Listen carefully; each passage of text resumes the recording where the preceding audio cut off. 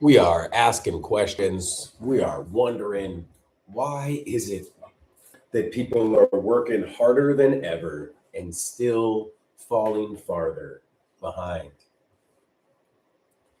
Why is it that Americans under 40 are the very first generation in our country's history to be worse off than their parents? And why is it that we are working harder than ever and still falling farther behind? It's crazy because when we ask these questions, what ends up happening is we fight over them, right? But why can't we just ask the question, why is it that people are working 40 hours a week and still falling behind?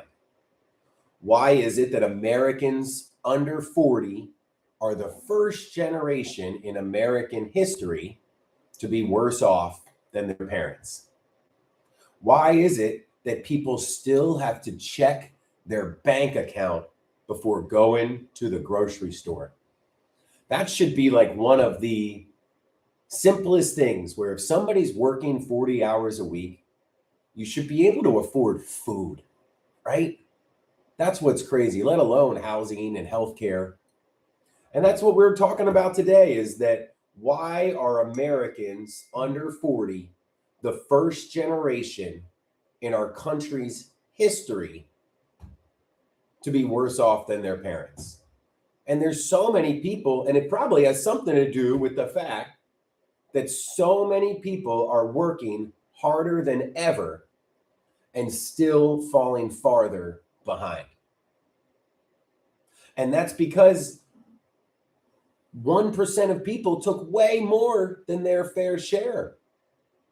There are so many people working 40 hours a week and having to check their bank account before going to the grocery store. Why do people have to choose between the doctor and electricity, right? Put off the doctor to pay the light bill and just never got better. Or,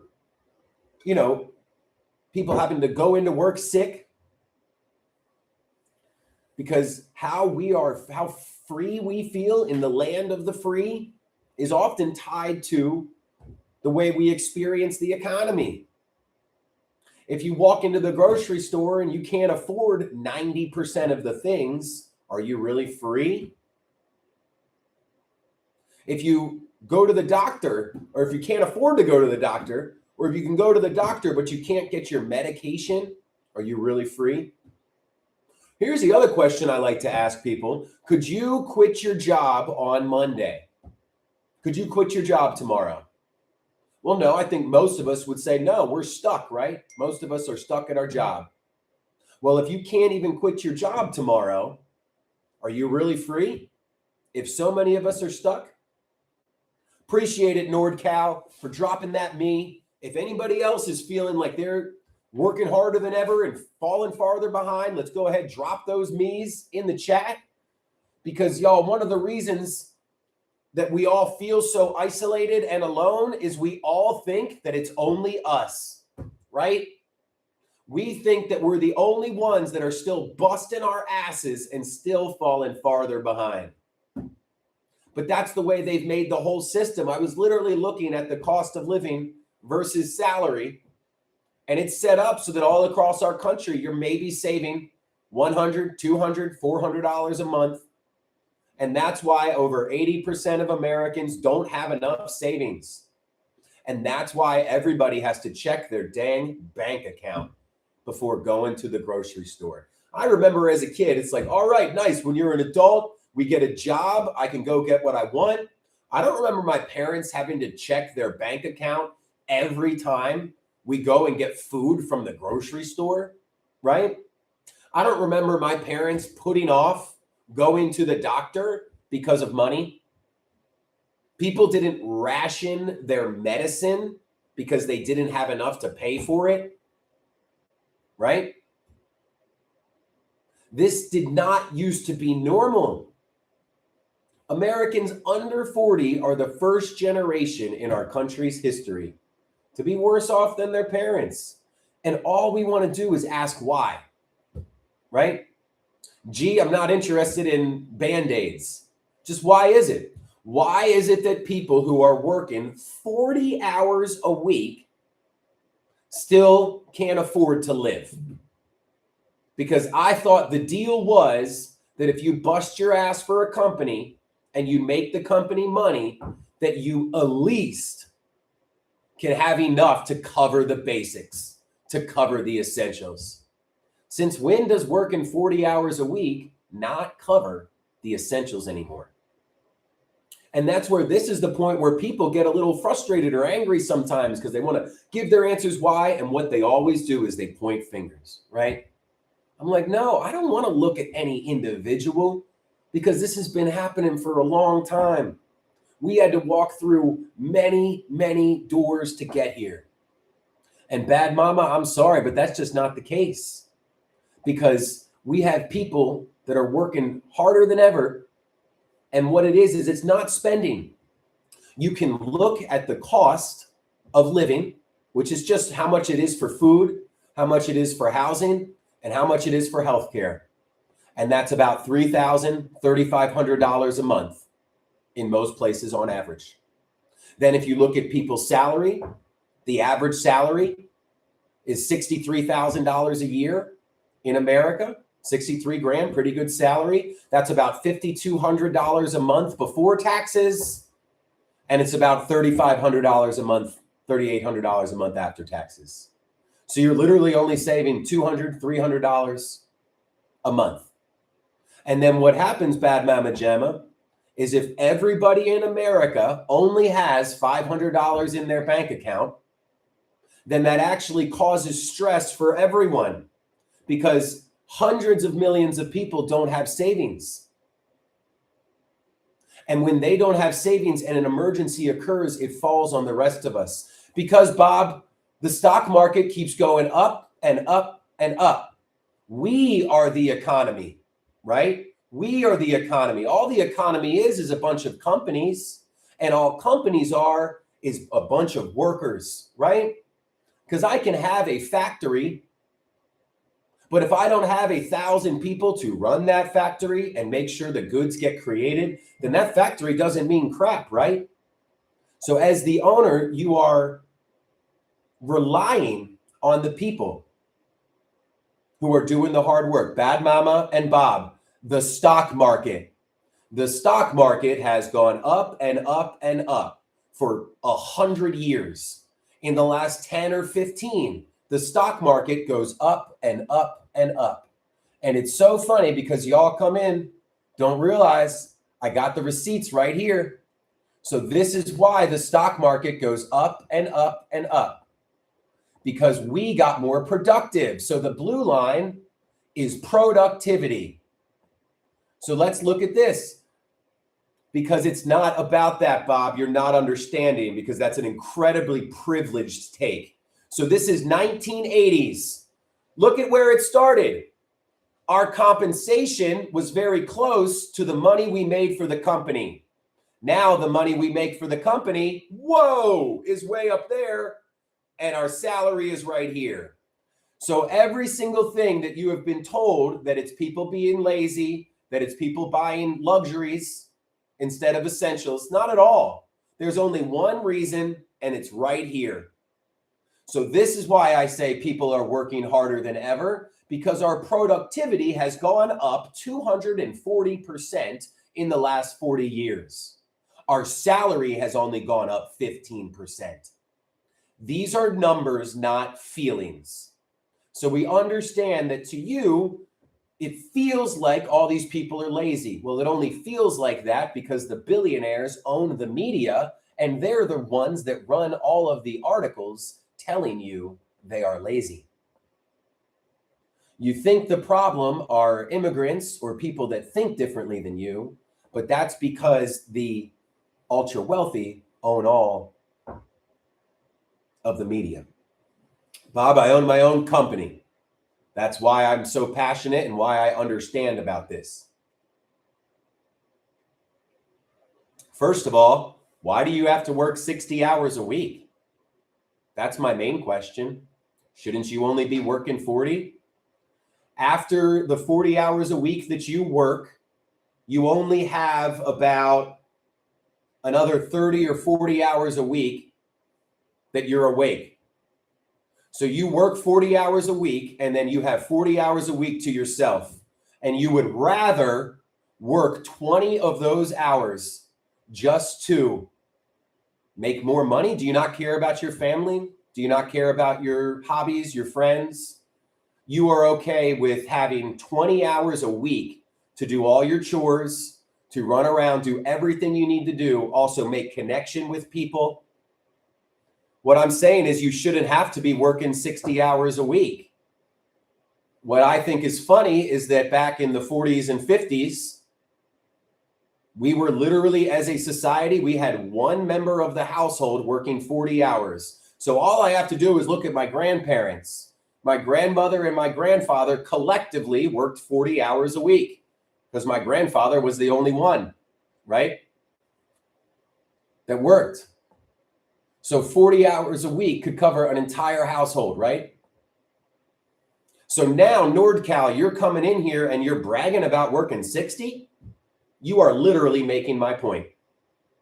Because generally, if you're working 60 hours a week, then, and the previous generation was only working 40, we have not had a commensurate rise in the standard of living, right? Because we've gotten more productive, but the owners and the shareholders take it all. And that's exactly what the problem is. Bob, how could you just say your grandfather worked overtime? He absolutely did not. He worked 9 to 5. What it was that the productivity, the money we made for the company, was very close to what we were compensated. It's really not that hard. Around 1980, the compensation we brought in. Oh, my apologies, NordCal. 35 is just not a bad number to be paid. So I thought you were saying, yeah, I'm doing fine and da-da-da. And I was like, well, dang, you're not doing fine. Yeah, you might be having enough money, but what humans need is both resources and time, right? What it was, Bob, I didn't claim that. So I'm going to mute you here because I'm not here to talk to you. You came in and claimed that my grandfather worked 40 hours or worked overtime. And then when I said, no, my grandfather didn't work overtime, your response is, what is your source for the claim that people didn't work overtime in the 50s and 60s? So this is where people like Bob, y'all, we're not here to talk to Bob. Bob's got his head in the sand because if you are not unable to see, like, Bob, do you really think America is in its golden age? That's all I really got to ask. Do you think America is on the up and up? Do you really think we're in our golden age right now? Because what I see are the majority of people working harder than ever and still falling farther behind. Why is that?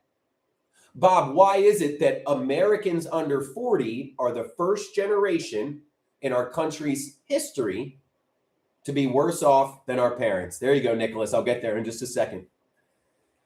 And I think that one of the reasons people under 40 are worse off than their parents is because we're busting our asses and still not getting enough.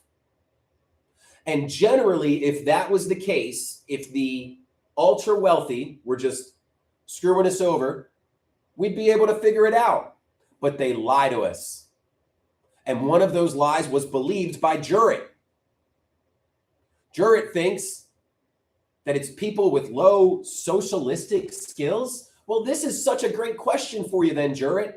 Where, as a country, do we get our skills from? We all get skills from pretty much the same place. Where is it? Oh, it's generally the education system? Is that what you're saying? Okay, then I don't know what you're saying. Those are people with low socialistic skills. Okay, I apologize. So I'll go ahead into my my next point then. So, well, the reason we are working harder than ever. Appreciate you, Ryan. Good morning. Ryan, if you could throw in there. Okay, there you go, Jared. My apologies. Let's get a me in the chat. Let's drop that. The more interaction we get, the more people this goes to. Because what we're going to be talking about now real quick is the economy. because that's really why things feel so broken. Appreciate y'all. That's why we feel like we're so far behind. And it's a math game, right? We need $4,000 to live comfortably, $5,000 to live comfortably, but we're only getting paid $3,000, $3,500. And then when we look for another job, they're offering the same thing. So it's really the economy is the number one reason why shit feels so broken. Because the economy used to provide us with opportunity, y'all. The economy used to work for us because we're the ones that built the economy, not the corporations. Corporations used to understand, they used to be really base their business in community capitalism, where they recognize that, whoa, if we take all the profits all the time and we refuse to pay any taxes, then there won't be any money to go back to the community. The community won't be able to fund their schools. The community won't be able to operate. And therefore, the community won't produce very well-educated citizens. And if the community is not producing well-educated citizens, then we are not going to be able to have workers in the next decade or two. So really, it's a poor long-term planning that leads to this extraction. But what happens with the economy is that the CEOs only are focused on their bonus, right? CEOs are only focused on their bonus. So they don't care what happens long-term. They literally don't care what happens to you. They don't care what happens to your family. They could be the CEO of the healthcare company that is responsible for taking care of you and making sure you survive. But they are going to check their bottom line and their books before they make a decision on your life-saving care. Because it used to be that there was competition, right? It used to be that if you worked full-time, you could get by. Right now, the biggest thing they did was get rid of all the competition, everybody. That's because there used to be a bunch of general stores around. And if Walmart employees were treating us like crap and running the other way, or if Walmart had terrible quality products, we'd go down to the local general store, right? And shop there instead. Or what about hardware stores? I think about this all the time. You go into an Ace or a Home Depot, they don't know anything. They don't want to help you because the employees aren't paid enough to care. And the owner doesn't give a shit because they're a billionaire already. How nice would it be to be able to go down to Chad's hardware store and say, hey, Chad, I need some help. I need help building this deck. And then be like, oh, I know how to build a deck. Let me help you. Right? And that's where we talk so much about how small businesses cared about their community, right? That's really all it comes down to. Maybe the small business was a couple dollars more expensive, but those people cared about your community. Why? Because they're a part of it, right? And that's really what we're saying, is that when owners and shareholders are a part of the community, they care more. That's why Walmart doesn't care that they've decimated so many towns, because it doesn't affect the owners, right? That's why Arthur Blank, the Falcons owner who started Home Depot, is still lauded on TV instead of shat on everywhere, because all he did was come in and get rid of every single mom and pop hardware store across the nation. But because we uplift people who have money for no other reason than they have money, then they become famous, right? Dejas, that is a great question. And it's because they've captured the entire market. So imagine it like this. Walmart is easy, or Brondo, however we want to do it if we want to do Idiocracy. What if Walmart owned everything? Then Walmart doesn't care. Wow, Jared, that is an insight and a half. Walmart doesn't care about our community. It used to be they had to care because we would just go work somewhere else, right? But they don't care at all now, because not only do we depend on Walmart for what we need to live, there are no other alternatives, but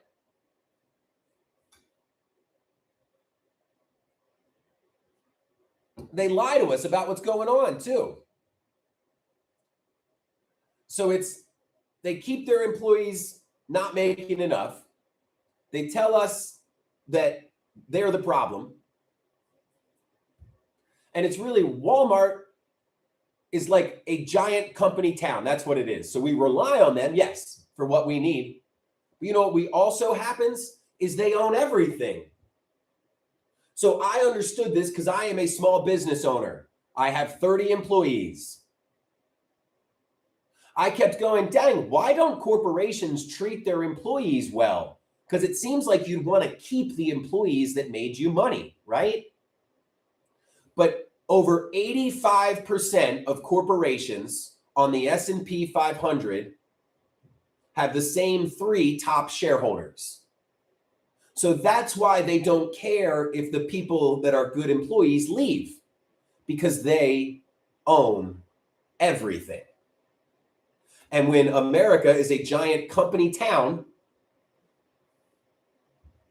then they don't care where you go and work because you're always working for them. Or the other way, it's like we're all hanging onto a life raft, right? And then somebody goes, hey, go get another job, go get better skills. But what you're asking is you are asking somebody to let go of the life raft that is keeping them up, right? And you're saying, go get that life raft over there. But they're like, shit, mother effer. I don't know if this life raft is going to hold me. You think I'm going to let go of that and go grab that life raft? Well, the only way people are going to do that is if they know that other life raft works, right? So everybody that's just coming in, we are talking why are Americans working harder than ever and still falling farther behind. What pisses me off is that people working 40 hours a week have to check their bank account before they go to the grocery store. And the question I ask myself is that really freedom? If you can go to the grocery store, but you can't buy half the shit in it, are you really free? Or in the same way, if you can't quit your job and you're stuck at your job, and I say, if you can you quit in a week? Could you quit in 2 weeks? Well, if the answer is no, then you're stuck. And if you're stuck at your job, are you really free? If you literally can't say no, are you really free? Because I would think that freedom is the ability to walk away from a bad situation, right? That's like really, I think freedom is the ability to walk away from a bad situation. Nobody has that in America. In fact, that job that I was describing, it's almost like a prison, right? That job is almost like a prison, except there's no locks, there's no doors. It's just that when you leave, there's no opportunity, right? They go, oh, well, you're free to leave. You're free to go. And it's like, dude, but if I leave, I'm going to be worse off. You're not going to arrest me. You're not going to chase me down. But I'm not going to be able to live my life because I can't afford to live no matter where I go. I could go work there and I'm $500 in the hole every month. I could go work there and I'm $600 in the hole every month. So what are we going to do about it? And what happened? Well, what happened is that the 1% of people took as much as 90% of us. That's why we're all working harder than ever and still falling farther behind. And if you want to know why we're all divided, this is why. It's not because we're different. I can promise you that.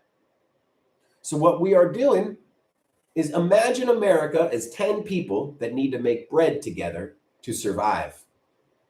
One person owns the oven and the ingredients, but they can't do all the work to separate the wheat from the chaff, to be the ones that tend all the chickens. Yeah, they're the ones that own the land and the chickens, but other people do the work.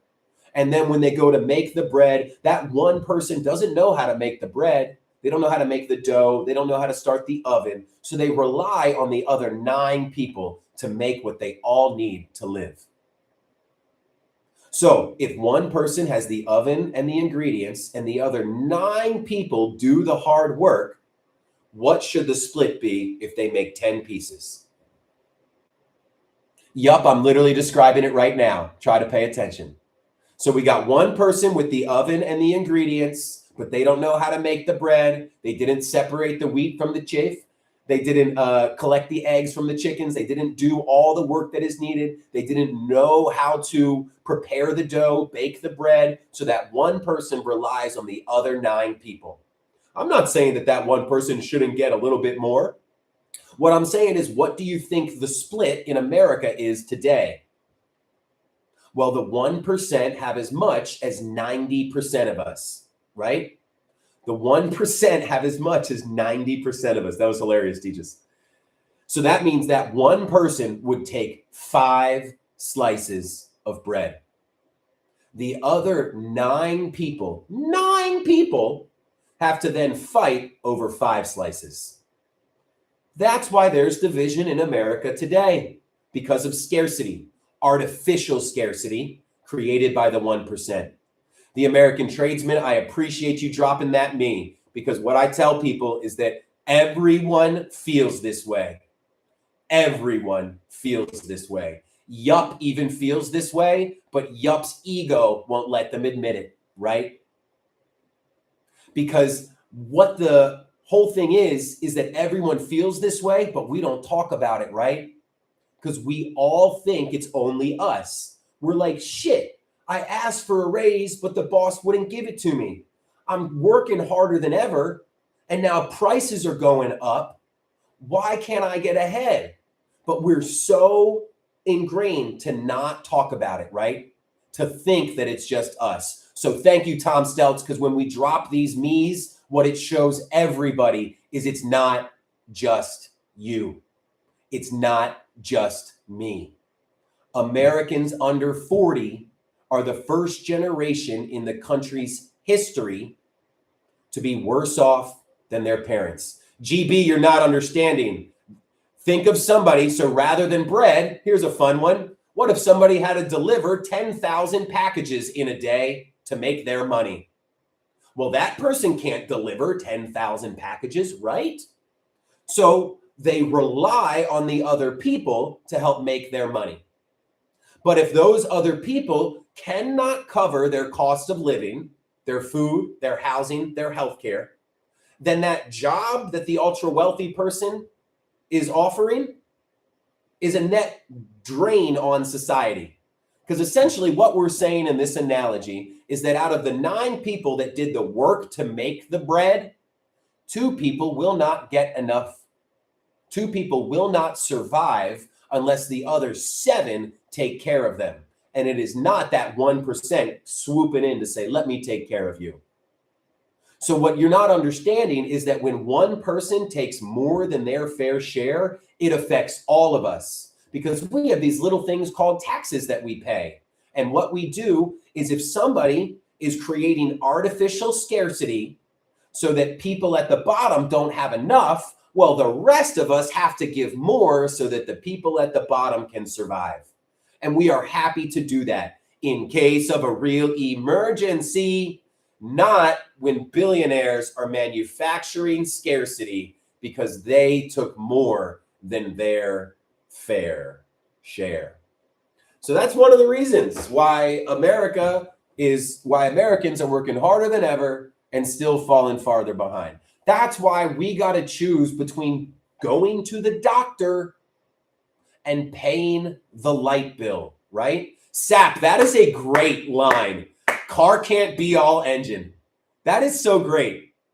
Absolutely, CC. It's so crazy to hear, but this is where we've got to understand that it's those stories that will bring people out, because right now we are all stuck. We do not have freedom.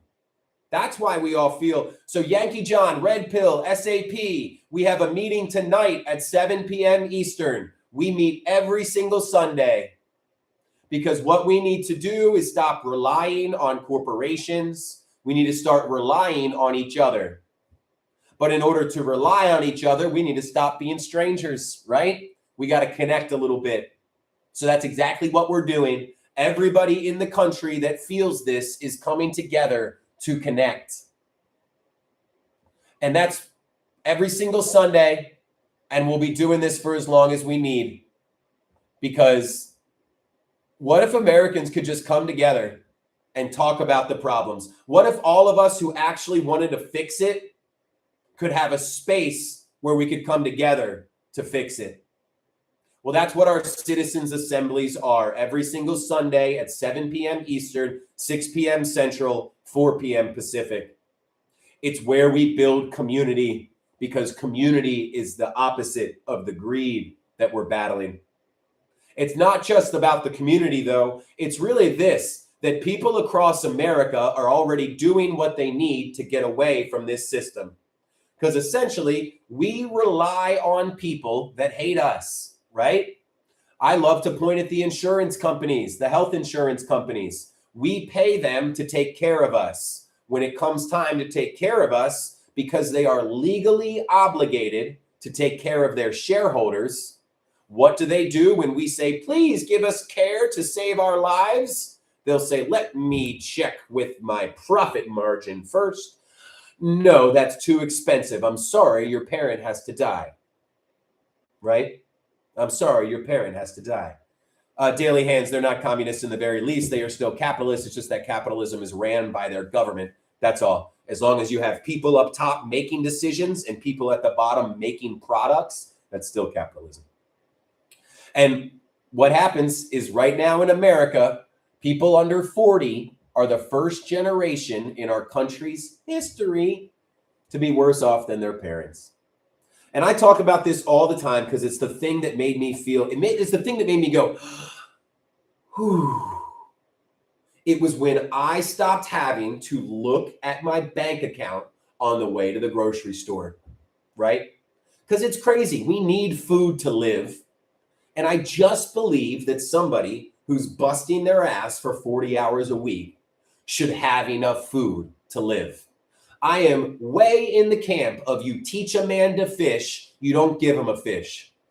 But when you go out to teach them how to fish, if they're hungry, if they're tired, if they can't get the education that they need, they're never going to be able to learn how to fish. So we need to meet people's basic needs if we want them to be able to contribute at all to society. What's up, Lady Jax? That's all really it is. Red Pill, I'd love to hear what changed there, because this is always about all humans have intrinsic value, and we believe that enough people in America know that all humans have intrinsic value to come together and say, okay, let's make a society that believes and is based off the fact that all people have intrinsic value. Red Pill, that's what this is really about. What this is wrapping working class language in the American flag, because American patriotism has always been about taking care of all of us. You don't look into your neighbor's bowl to see if they have more than you. You look in your neighbor's bowl to see if they have enough. And imagine a country where every single person is able to live up to their fullest potential. Because when you live up to your fullest potential and you have your needs taken care of, guess what? You stop being so self-centered and you start looking at other people's needs. Imagine a society where we cared just as much about other people having housing as we cared about us having housing. Imagine a country where we cared about other people having food as much as we care about us and our family having food. What's up, Queen? Imagine a country where we put families above corporations. That's all that I'm asking. Why can't communities be above corporations? Because in every single instance, a corporation did not form, and then after the corporation formed, then a community happened, right? In every single instance, a community was there first. And then that community spawned a corporation because somebody in that community wanted to make things better for the people around them. 2 Trill, I think that's what this is all really about, is that the people that have not felt this pain but have been a part of partaking in it for so long are finally starting to feel the pain. That's what it really is. The white people that needed to be affected are starting to be affected. And that's why I'm talking now, because I've felt this for my entire life. Ever since a little boy, I wanted to get rid of corporations, or at least make them care about the communities that they operated in.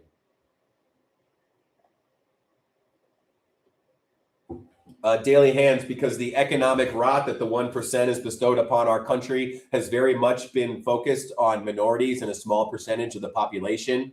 Now that the billionaires have gone completely mask off, they don't give a shit that our salaries are way below our cost of living. It's affecting people economically that are normally not affected economically, right? That's all. Well, I don't think it's people that have their eyes open is what they're talking about, because the majority of this is people being products of their society. It's where all of this really comes from. We are all products of our society. So if you are born into a place where your parents' heads are in the sand, your grandparents' heads are in the sand, well, then guess what? Your head is going to be in the sand too. But then, like Evie was just saying, if you get uncomfortable enough, your head's in the sand, but something keeps poking you, well, then you're going to lift your head out and go, what's going on? That's what this is. That's what this is. 2 Trill, you're so right. And what I like to say is to clarify that, yeah, it's not left versus right. It's up versus down. But that doesn't mean we're going to sit here and argue with somebody whose heads are in the sand, right? Only 30% of people want America to be operated this way. And those 30% of the people, really, they don't have the power to do anything.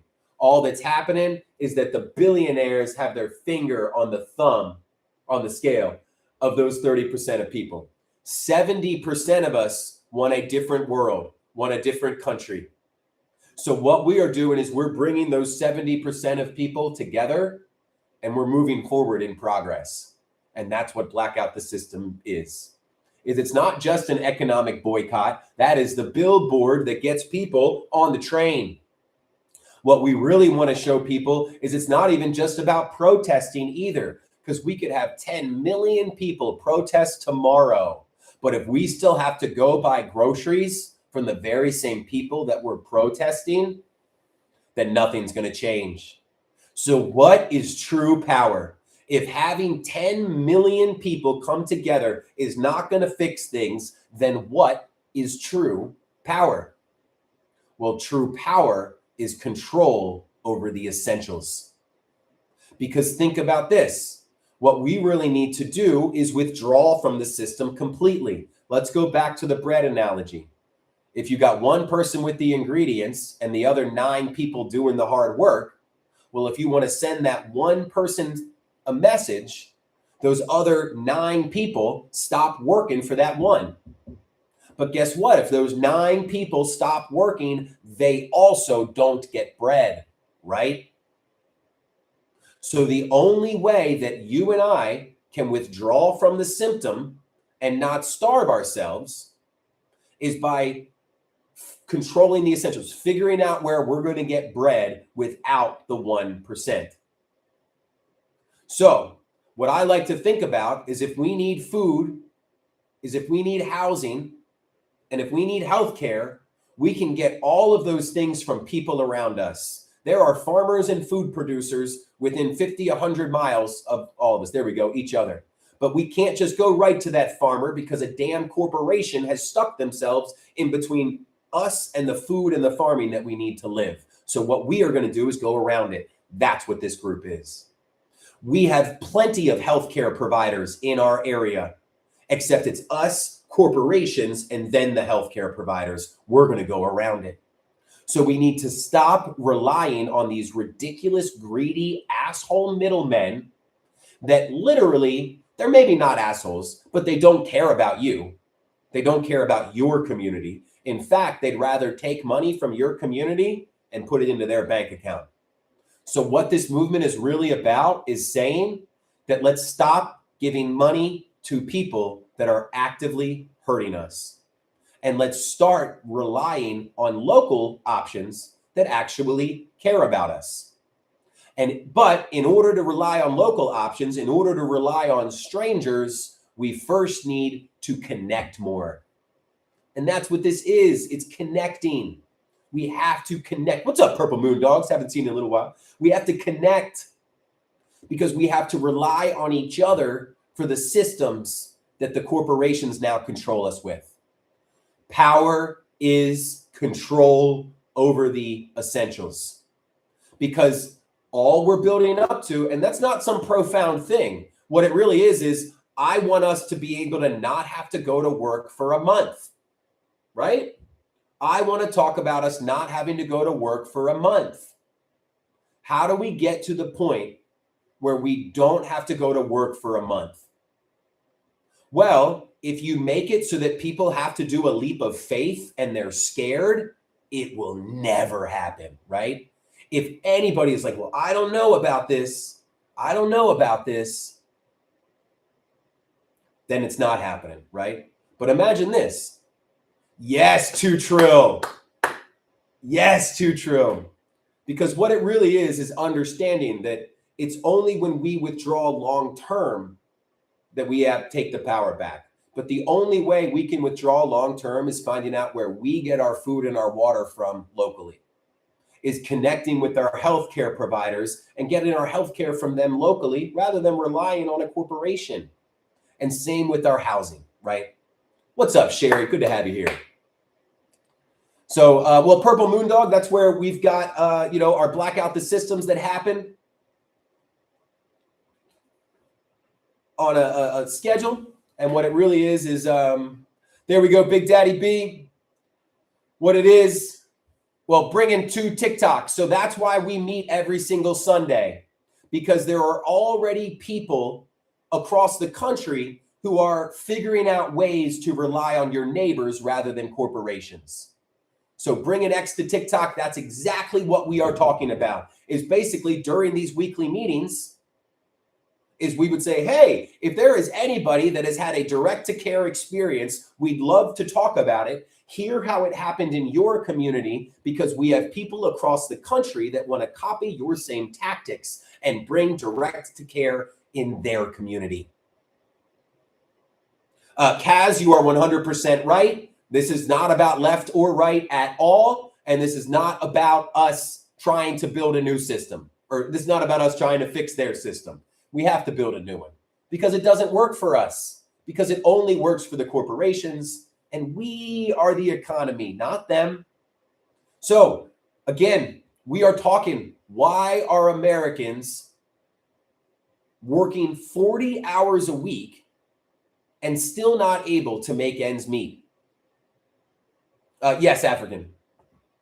Why is it that people in America, the richest country in the world, have to choose between going to the doctor and eating? How many parents have to go hungry so their kids can eat? God. Well, I think all of that has, and then Americans under 40 are the first generation in our country's history to be worse off than our parents. Well, I think that has a little something to do with the fact that we're working 40 hours a week and still can't make ends meet. So we already went over the economy. We hit a little bit on the media, but first we're going to run into politics. Because why do politicians act like they're for regular people, but their governing isn't? Don't you work for the people who pay you, right? Don't you work for the people who pay you? Well, that's pretty obvious when it's the corporations funding the campaigns of these politicians. Well, we know the politicians work for them and not for us. Dream Sarama, I really appreciate you dropping that in, because one of the biggest problems is that everybody feels like they're alone. That's why we drop these memes. That's why we all come together every day at 11 a.m. Eastern. That's why we meet Sundays at 7 p.m. Eastern. Because we all feel this. We just need to know that we're not alone. Because when we are alone, we look at the fact that they control everything in our society and we lose hope. We go, shit, this isn't going to be able to get fixed. But if all of us recognize, oh, it's not just me, it's you too. Oh, it's you as well. And it's you. Wait, this is all of us? Imagine if you're at a company, right? and you go, oh, well, I guess I'm the only one that's struggling at this company. I can barely make ends meet. This sucks. And then you find out one of your coworkers also can't make ends meet, right? Then you're going, dang, it's not just me, it's you too. Well, now let's go see is there somebody else who can't make ends meet? Let's go see if they're having trouble too. Wait, it's you as well?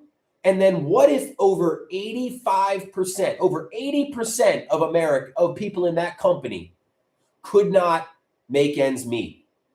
Well, what you would do is all of you would then go to the boss's office and you would say, what in the hell? You have been talking about $100 million profits, and I just talked to all the employees and none of us can make ends meet. And that's where we drop those knees. Scarf, I appreciate it, because so many of us feel like it's only us. Imagine being at the job and you think you're the only one struggling. And then all of a sudden you realize all your coworkers are in a big group chat that they meet every single day at 11 a.m. Eastern. And we talk about how we're all getting screwed over. Thank you, Sherry. Thank you, Queen. Because then what you would do is you get every single person in that company and you'd all walk into the boss's office. I don't know why I say doctor. Walk into the boss's office at the same time. And guess what, Newman? Appreciate that. This is where the fear flips. Because right now, those billionaire assholes have all the power. But if every single person in the company walks into the boss's office at the same time and demanding the same thing, then that's how the workers get the power back. We take the power back by having each other's backs. That's literally what it comes down to. Boycotting them all is the plan, Purple Moon Dogs, but the only way that we boycott food from corporations is finding food. The only way that we can boycott corporate healthcare is to create local healthcare. The only way that we can boycott corporate housing is to create local housing. And the way that it has to start is we need to, number one, recognize our reliance on the corporations. Once we recognize our reliance on the corporations, then we start connecting with the other to find alternatives. And then once we're able to find alternatives, then we don't need the corporate system as much. So Dream Sarama, you're not thinking outside the box. So one of the things in my area is we've got an online consignment shop. And this can be done across the entire country, where it's 2 or 3 people. What they do is they kind of go around to all the people that are posting on the marketplaces and say, hey, rather than you selling your 15 products, having to go meet 15 people and only making $100, what if we sold your products for you? We get X amount of commission. And then that way, none of these people have to go to the big box stores. But in what it is right now, it's a kids group that then expanded to moms. And now it just expanded to menswear too. So you just go on their little posts, you shop what they have. On Mondays, they meet you in this area. On Wednesdays, they meet you in this area. On Fridays, they meet you in this area. You can buy secondhand for cheap. Or the other idea is community gardens. We don't need to be getting our food from corporations. What it is there's a company or an organization in Atlanta called Cooperatively or Collectively Sustainable that operates Farm Fresh 24/7. And Farm Fresh 24/7 is all about finding people that have land, but not a garden. And then it connects to the people with land to somebody that knows how to garden. And then that person that knows how to garden finds others in their community that want to learn. So all along the steps, we have, people in the community creating what they need.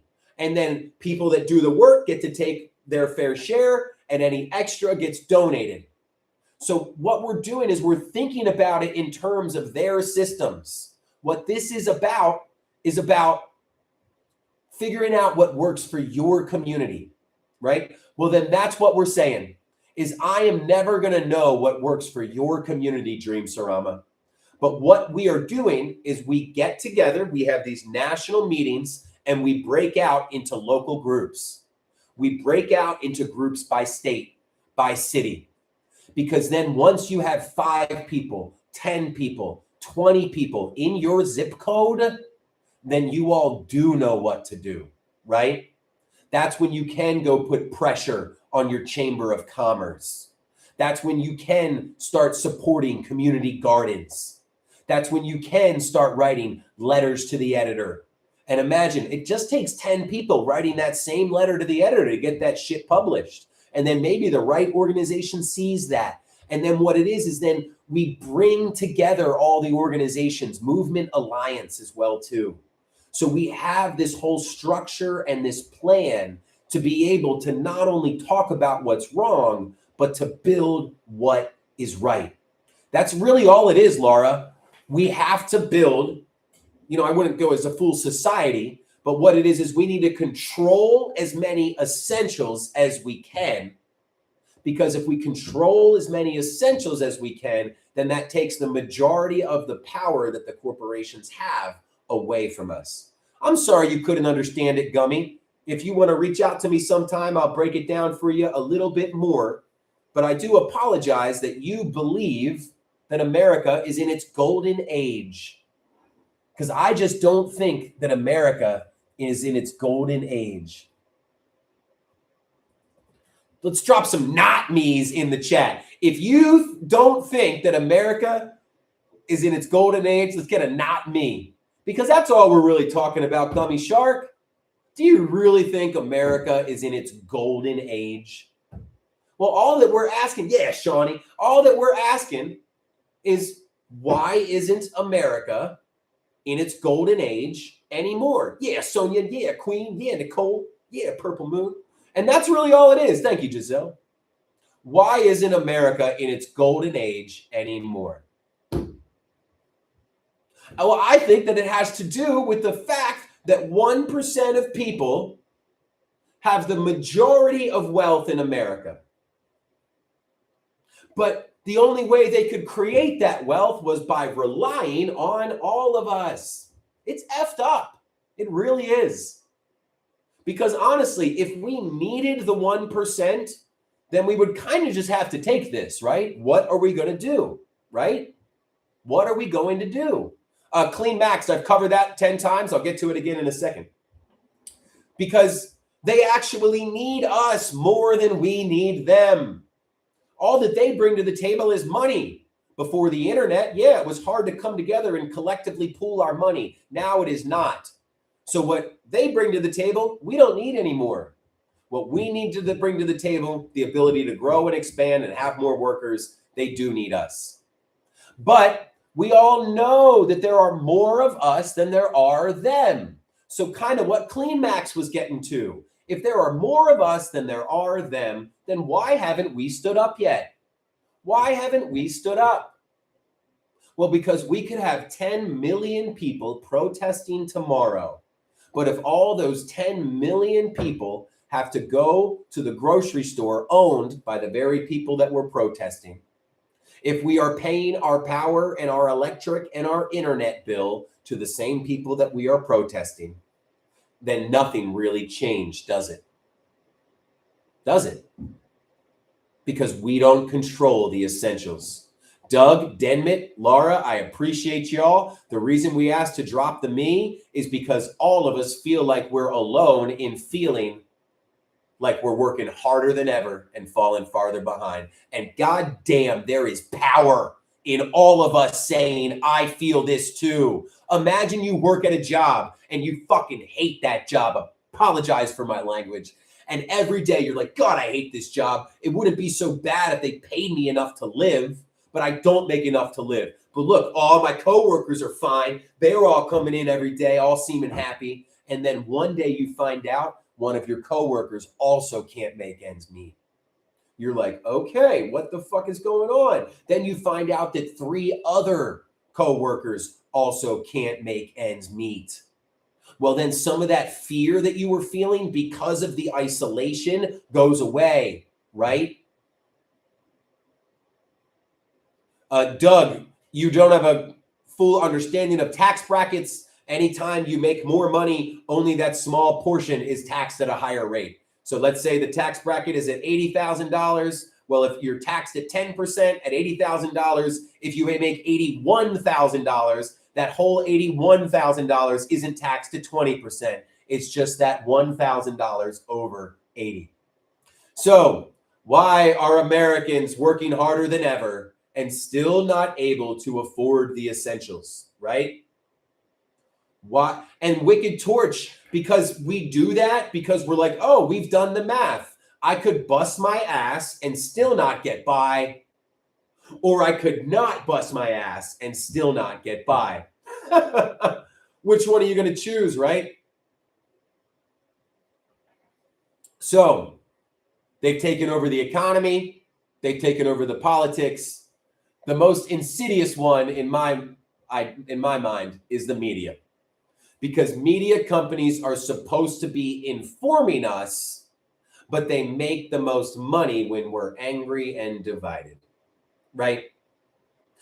Why does it feel like on all the different channels that we're watching that nobody's seeing the same facts? Do you think that benefits us, or do you think that benefits the people up top that want us divided, right?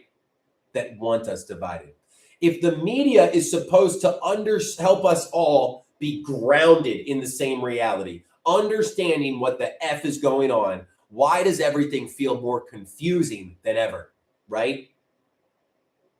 Thank you, Zero. We all feel this way, yet it's our silence that keeps their power over us. So that's why just dropping those me.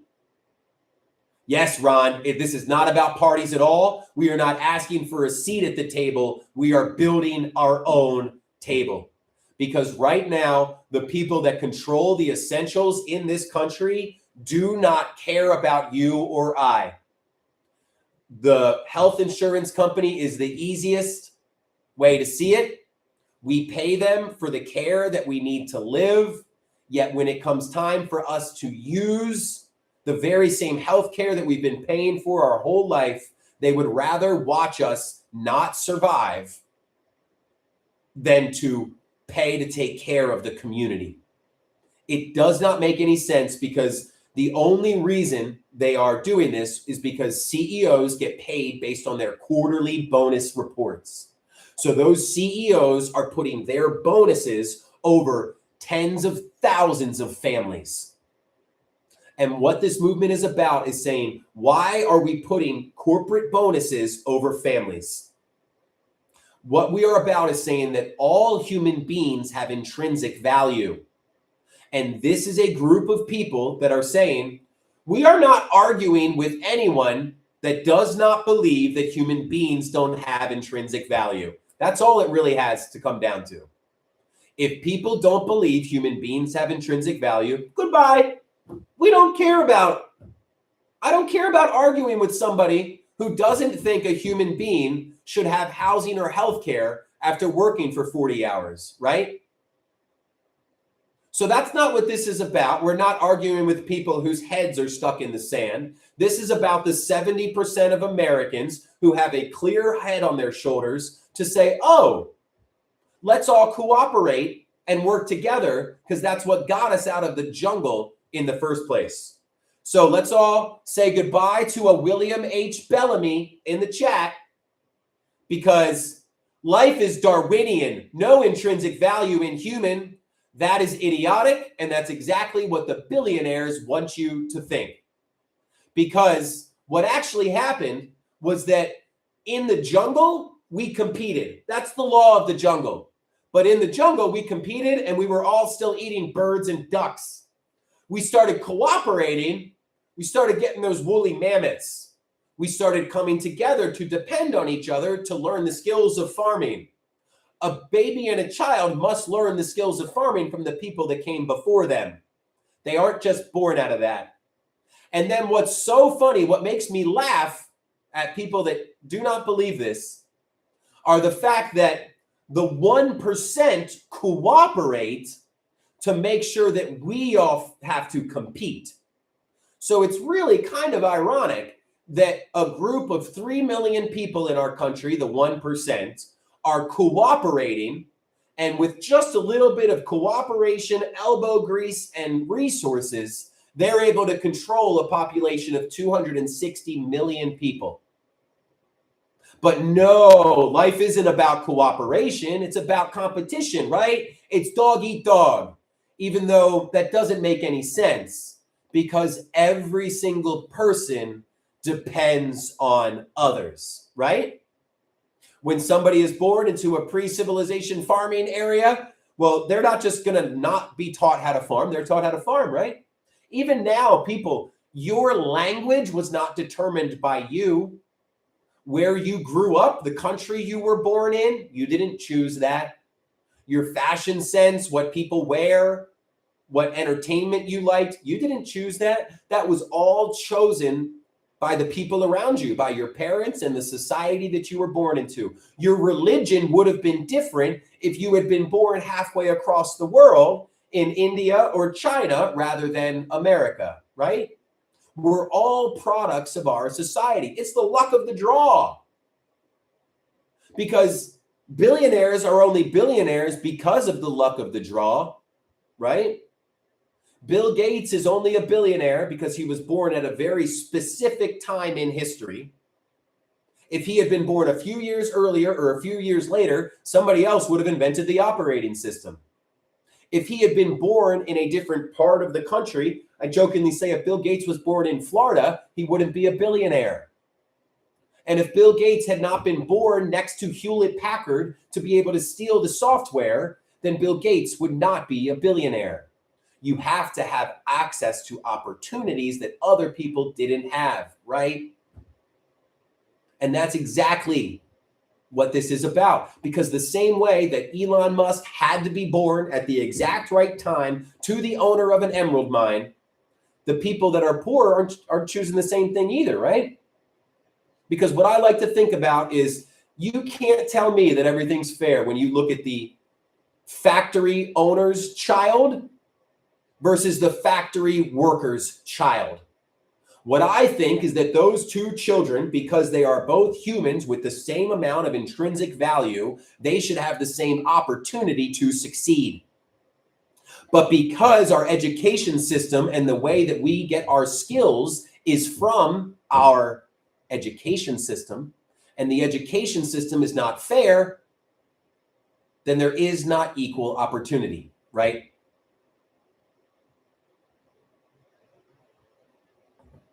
So what we are doing here is talking about why Americans are working 40 hours a week and still can't make ends meet. It blows my mind. Laura, thank you. Laura, we meet every single Sunday at 7 p.m. Eastern, 6 p.m. Central, 4 p.m. Pacific. It's called our Citizens Assembly. And what it is where we are building the community and the habits and the strategies that we need. Oh, look, no. Oh, I'm honored that you show up every day. I think it's weird, but I'm honored that you're here. Anybody that shows up twice, they're my friend. So sorry. Oh, you're my friend now. William Bellamy, you're my friend now. Because I think it's funny. I'm just some dude. I didn't create this economy. I didn't create this society. And you're almost like, it's very obvious you're trying to provoke. You do realize you're that little kid on the playground that's coming up and pulling my hair and going, oh, why are you so mad? All I'm doing is pulling your hair. And I just think it's cute. So good to see you again. I guess maybe we'll see you tomorrow. And what's funny is, oh, and Chad, Chad, you're here. It's not the first one, right? We get them all the time. I could name you 3 or 4 of the people that forget to be mad at us. I don't have much hair. I don't ever brush it because I don't have much. It's kind of a blessing and a curse. Karma, I appreciate you dropping that because so much. Yes, Yankee John. Yes, Yankee John. Karma, I appreciate you dropping that because the me's, they serve a big purpose. They serve a big purpose. All of us feel the economic rot that the 1% have bestowed upon us. but we deal with it silently, don't we? We act like it's our fault. Fuck, it makes me mad. God damn it. City chick, what up? And so dropping those me's has a huge point, because when we got 90 effing people and the majority of us are dropping it, we understand that it's not just us. Yeah, I do not know how to pronounce your name. Zakazitri. Yes, MHS, that is correct. But it's not just about not spending. Really, the not. Oh, William, you're still watching. Let's all wait. Everybody, hi, William. We're glad you're still here.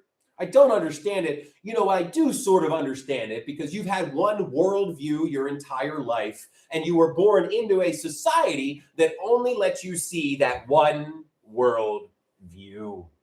Now, things have gotten a little bit worse for you. You're looking at either maybe your children or yourself, and you're saying, why isn't it that things don't seem to go as far? Why is it that everything seems a little off? Why is it that people seem angrier than they did when I was younger?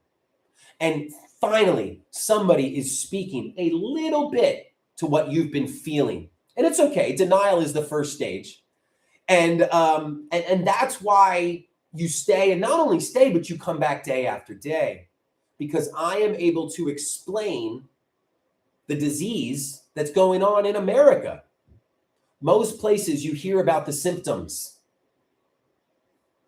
but that's not fun. That's not talking about what's actually going on. It's the disease, and greed is the disease. The 1% have taken more than their fair share. Shawnee, I always think about it like this. The people that loved Howard Stern listened to him to an hour. The people that hated Howard Stern listened to him for 3 hours. Either way, engagement, eyeballs, right? And it is true, because I know for a fact that if I heard somebody saying something that didn't matter to me, I would leave, right? I would go, oh, this guy's crazy. I'm going to go back to my nice life where all of my friends work hard and make an F load of money, where houses are really easy to buy, where groceries are really easy to come across. This guy's crazy. I'm not going to let it bother me at all. But that's not how they react, right? It sure seems to bother them a lot. And it's funny. That's all. MHS, the only way that we can actually have an impact is by connecting with the people around us. So let's go through this whole thing. So that's fine, Zoris. We're just glad that you're here. Let's see how long you hang out for. So the majority of Americans are working harder than ever and still falling farther behind, right? Why is it that the stock market is going up and up and up, but our salaries are staying the same? Why is it that we are making more money for the company, but they are not paying us our fair share? Well, that's because the people up top are legally obligated to screw us over. The red line is what they paid us. The blue line is what we made the company. So if you are wondering what is wrong with America, it's this gap right here. This is the 1% taking more than their fair share. Imagine America as 10 people that need to bake bread together to survive. One person has the oven and the ingredients, and the other 9 people know how to make the bread. They separate the wheat from the chaff. They take care of the chickens and collect the eggs. They know how to make the batter and take care of the oven and all of the things that is necessary to bake bread. Together, they bake 10 pieces of bread. How much should everybody get? Well, in America today, the 1% have as much as 90% of us. So what does that come out to? That's one person taking 5 slices of bread, while the other 9 people have to then fight over the remaining 5 slices. So those 9 people were not lazy. Those 9 people did not forget how to budget. What it was they did the hard work that a decade or two ago would have gotten them what they needed to live. But the problem is that one person took 5 slices and left the other 9 without enough. And that's why we call them not the billionaires, but the hoarders. That's why we say that we built the companies, they took the money. And that's why we say this shit ain't our handout. This is our back pay. Because we're the ones that built this country and this economy. Because all the economy is a bunch of companies. And all companies are is a bunch of workers showing up, right? And that's what they always say. Well, the owner took the risk. Well, what about when that owner doesn't have risk left? Yeah, they took the risk in the beginning, but in order to keep it running, you need the employees. And it's so funny to me. I'm just so blessed to be in a position where I can then say, band account, I have 35 employees. I took the risk a decade ago. But guess what? I didn't have to go into the office but 3 times this past week. And that's because the employees keep it running. So at a certain point, I don't know, 10 million, 50 million, $100 million, we can decide as a country. But at a certain point, the owner needs to stop taking more of their fair share. Vic, we actually got reached out to by Democracy at Work, Mr. Wolf's organization, and I am so freaking excited to start that relationship with them. So look, we've got another one, guys. So of all the people that show up every day, let's drop. Hi, No Name. We're glad you're back again. We're glad you're here every day, No Name. I would, think that at a certain point you'd be like, oh, this guy's crazy. I'm going to go live my nice life. But we do appreciate you coming back every single day. Zoris, that's so funny. So ask for a raise or leave, right? So Zoris is telling people that are grabbing onto a life raft, just go swim to the other life raft. Just go, life raft, can you put some more air in there for me? Well, if you're working for a boss whose job, whose legal obligation, whose fiduciary responsibility is to the shareholders and not the workers, why would that boss ever give you a raise? They are always going, they are always going to watch over themselves because that's what they're legally obligated to do, right? So then we are telling somebody, leave, go get another job. Well, if you miss one paycheck and you can't buy food, well, do you have the ability to leave? If your children and your family depend on you for all that money and you miss 2 days of work, you won't have food for your kids. Can you really leave? Over 80% of Americans don't have enough savings. And if they don't have enough savings, what they're going to do is try to build up a little bit of security. And back to the life raft, if somebody is barely able to have a little bit of savings that finally got them to have enough to fix their car, you think that rather than being like, all right, I have enough money to fix my car, well, what I'm going to do instead is take a risk, is let go of this life raft and then have to go swim to another one? No. And so what it is I know that we all have fun with them when they come in, but this is not about arguing with the people whose heads are stuck in the sand, right? This is about people, all of us coming together and saying, Zoris, and who was the other one? Band account. We appreciate you being here.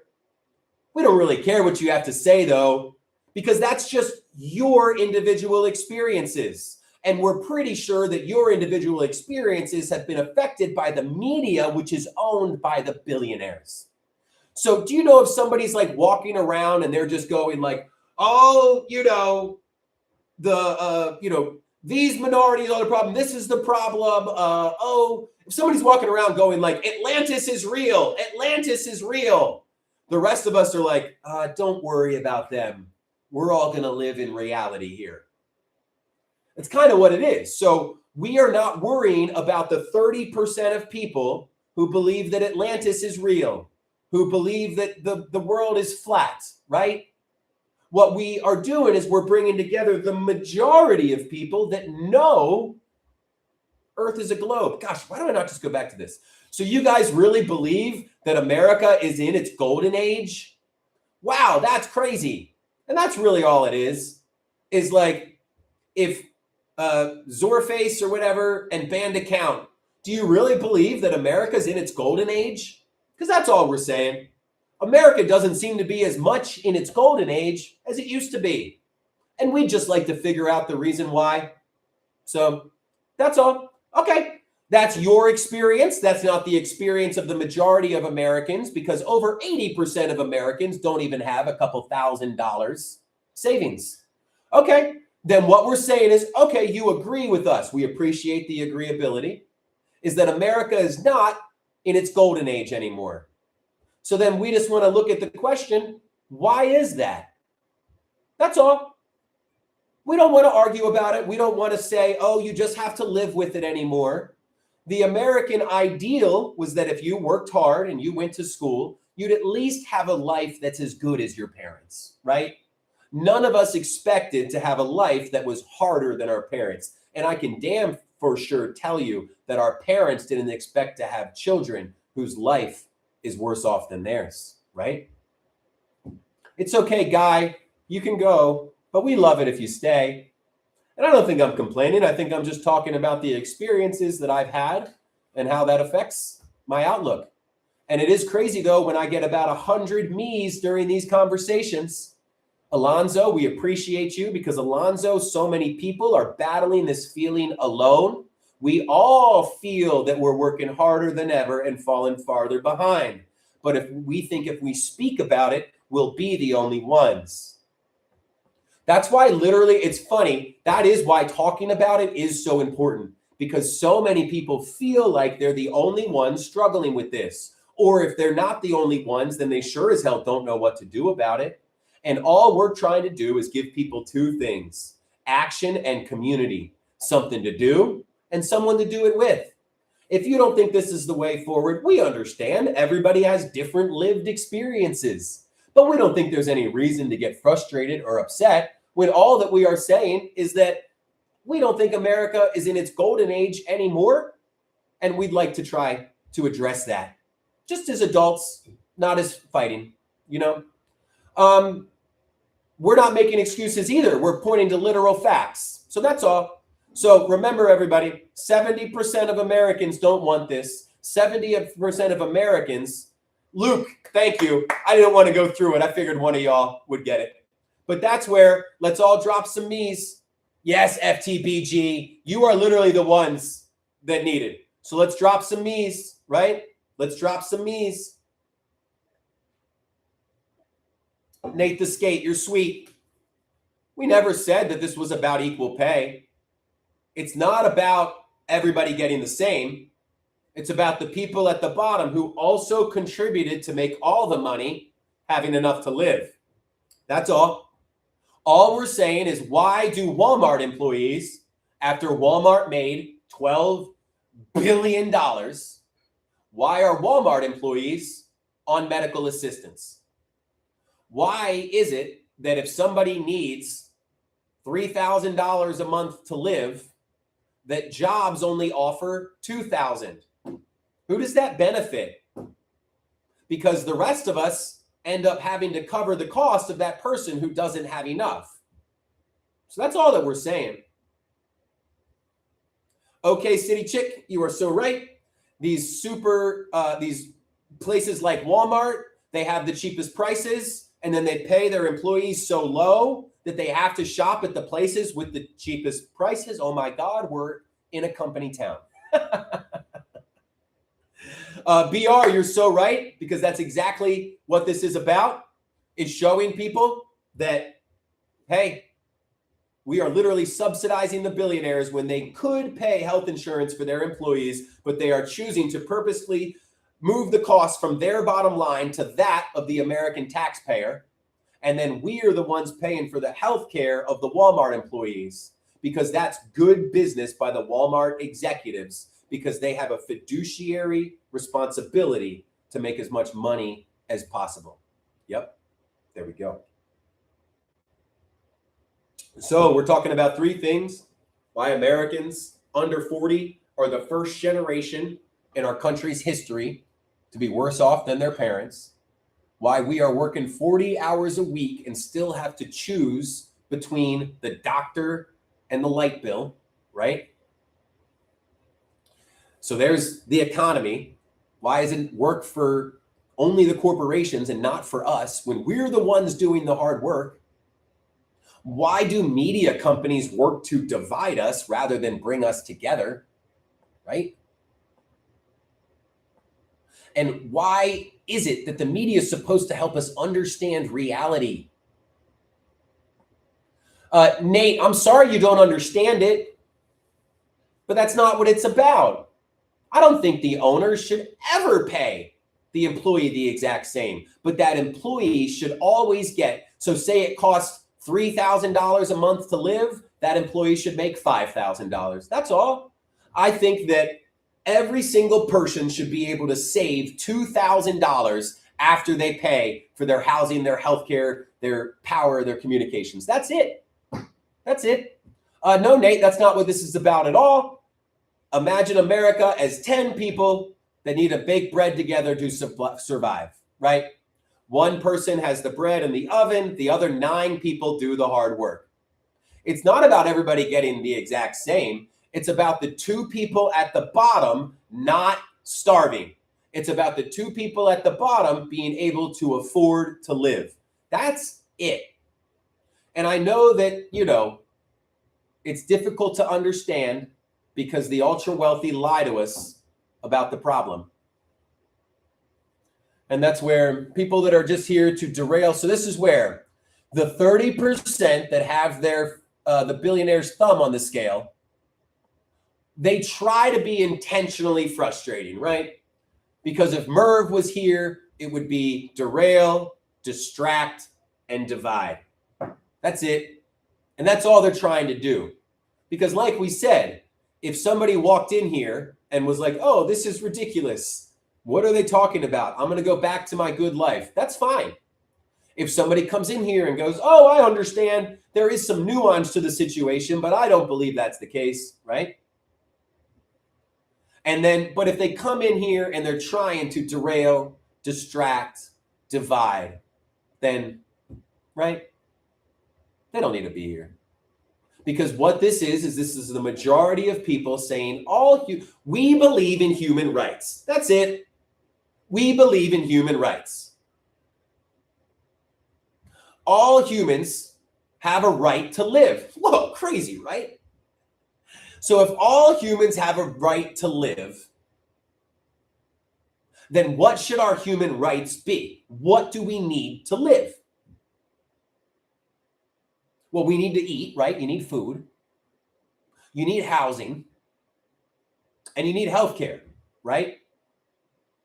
Well, what's so funny is they've all been saying, hey, it's all on you. You work yourself. You show up. Take care of yourself.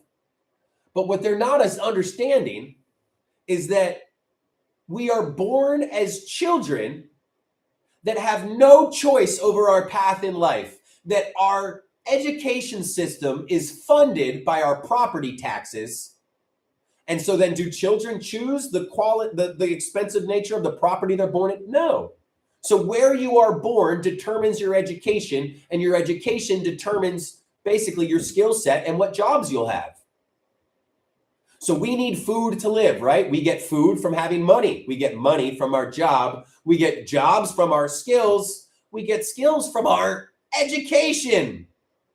So at least make the educational opportunities equal, right? Oh, wait, it's based on where you were born?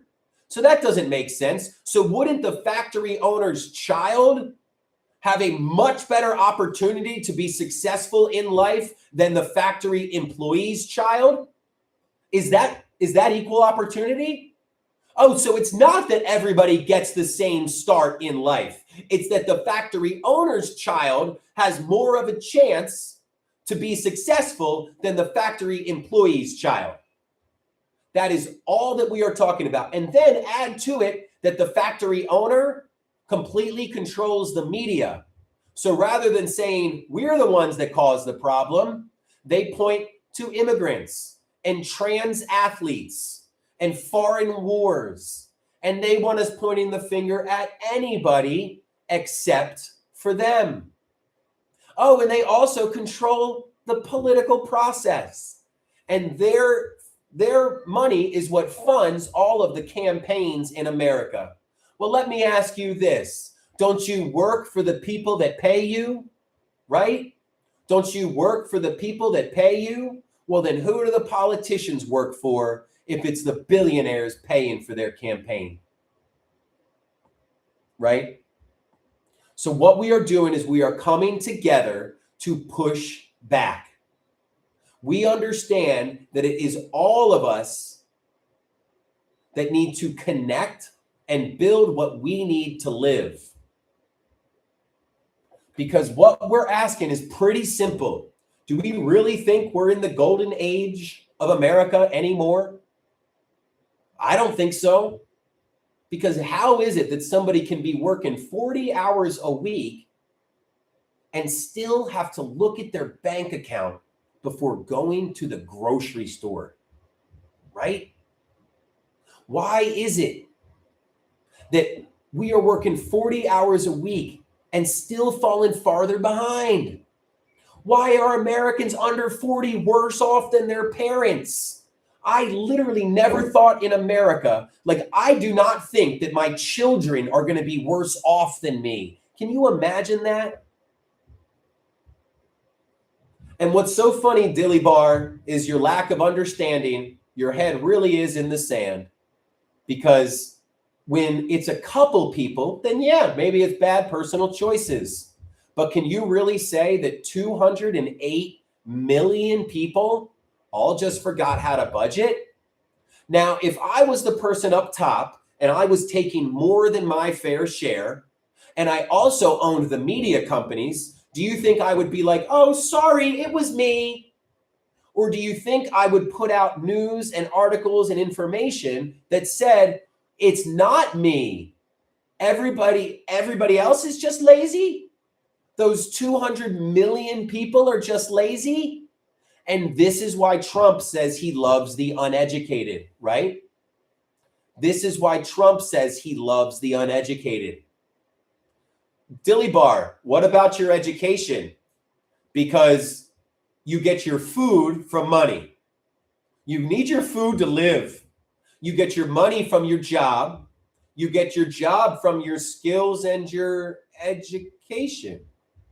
Oh, where do we get our education from? Is it all very equal? Oh, we get our education based on our property taxes?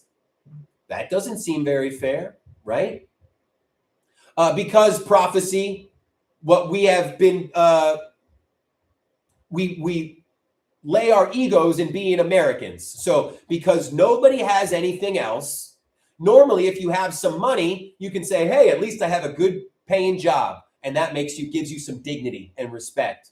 Or if your job, you hate it, but it still pays you well, you can buy a house and you're like, at least I'm a homeowner. At least I can start a family. And that becomes your identity.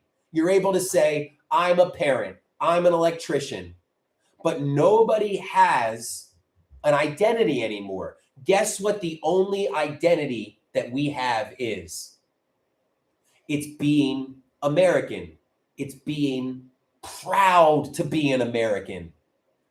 So then what they do is the media attacks that. That's why people are so mad at immigrants, because they believe that being an American makes them special. And if people are just allowed to walk into this country, what does that mean of me being special? Or what they want to do is say, oh, I'm doing all right, but everybody else is struggling because they're not as smart as me. And if they ever acknowledge that they are also a victim, it will hurt their ego. So that's why people who are still struggling still cannot admit.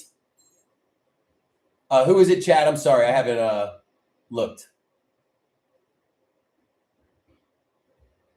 And then even if somebody is super successful, then of course their ego is not going to allow them to point out. Jack, chill out. So that's where if you come in here, please be respectful, because you're essentially just walking in to our little group, right? Okay, City Chick. The main beam of issues in our country is greed, and that beam of greed is held up by racism and the patriarchy. That's where it's all of it, right? So what we are doing here is we are bringing together a community. Oh, Hazy plays not at all. What it is basically our country feels like it's broken. Everyone feels the economic rot that the 1% has bestowed. I have a very successful business. So I kept asking myself, why isn't it that successful businesses want to keep their employees? That's what I kept asking. Why don't successful corporations want to keep their employees that are making them money? I was very confused why that wasn't happening, because to me, I started thinking, I want my business to last for 50 years, right? To last for 50 years. How can I get my business to last for 50 years? It is to make my employees empowered and feel like if they make more money for the business, or not feel like, know that if they make more money for the business, they'll also get more money. And then I started thinking, well, why don't corporations do that? Because I saw my mom have a really good pharmaceutical job throughout my entire life, and they would give her more money hand over fist. Because yeah, of course, we're going to keep paying you hundreds of thousands if you're making us millions, right? Well, at a certain point, right around the 90s and 2000s, companies started going, oh, why are we paying this person so much money when we can just make sure that they don't get paid anymore, and then eventually they'll leave and we'll hire somebody for cheaper? And the reason they were able to do that is because just a few companies control the entire economy. Over 85% of corporations on the S&P 500 have the same 3 top shareholders. So the economy doesn't work for us anymore. It only works for the corporations. But we're the ones that actually are the economy. So all this really is, it's a boycott, it's a protest, it's a bunch of people coming together saying, why is it that we are all working harder than ever and still falling farther behind? Absolutely, Hazy. So we've already had 2 different groups. Let me show you how many people have signed up with us. We've already had 2 different Blackout the Systems. Blackout the System is a full-on economic boycott. What it does is it shows people that we have the power. It hits the corporations where it hurts.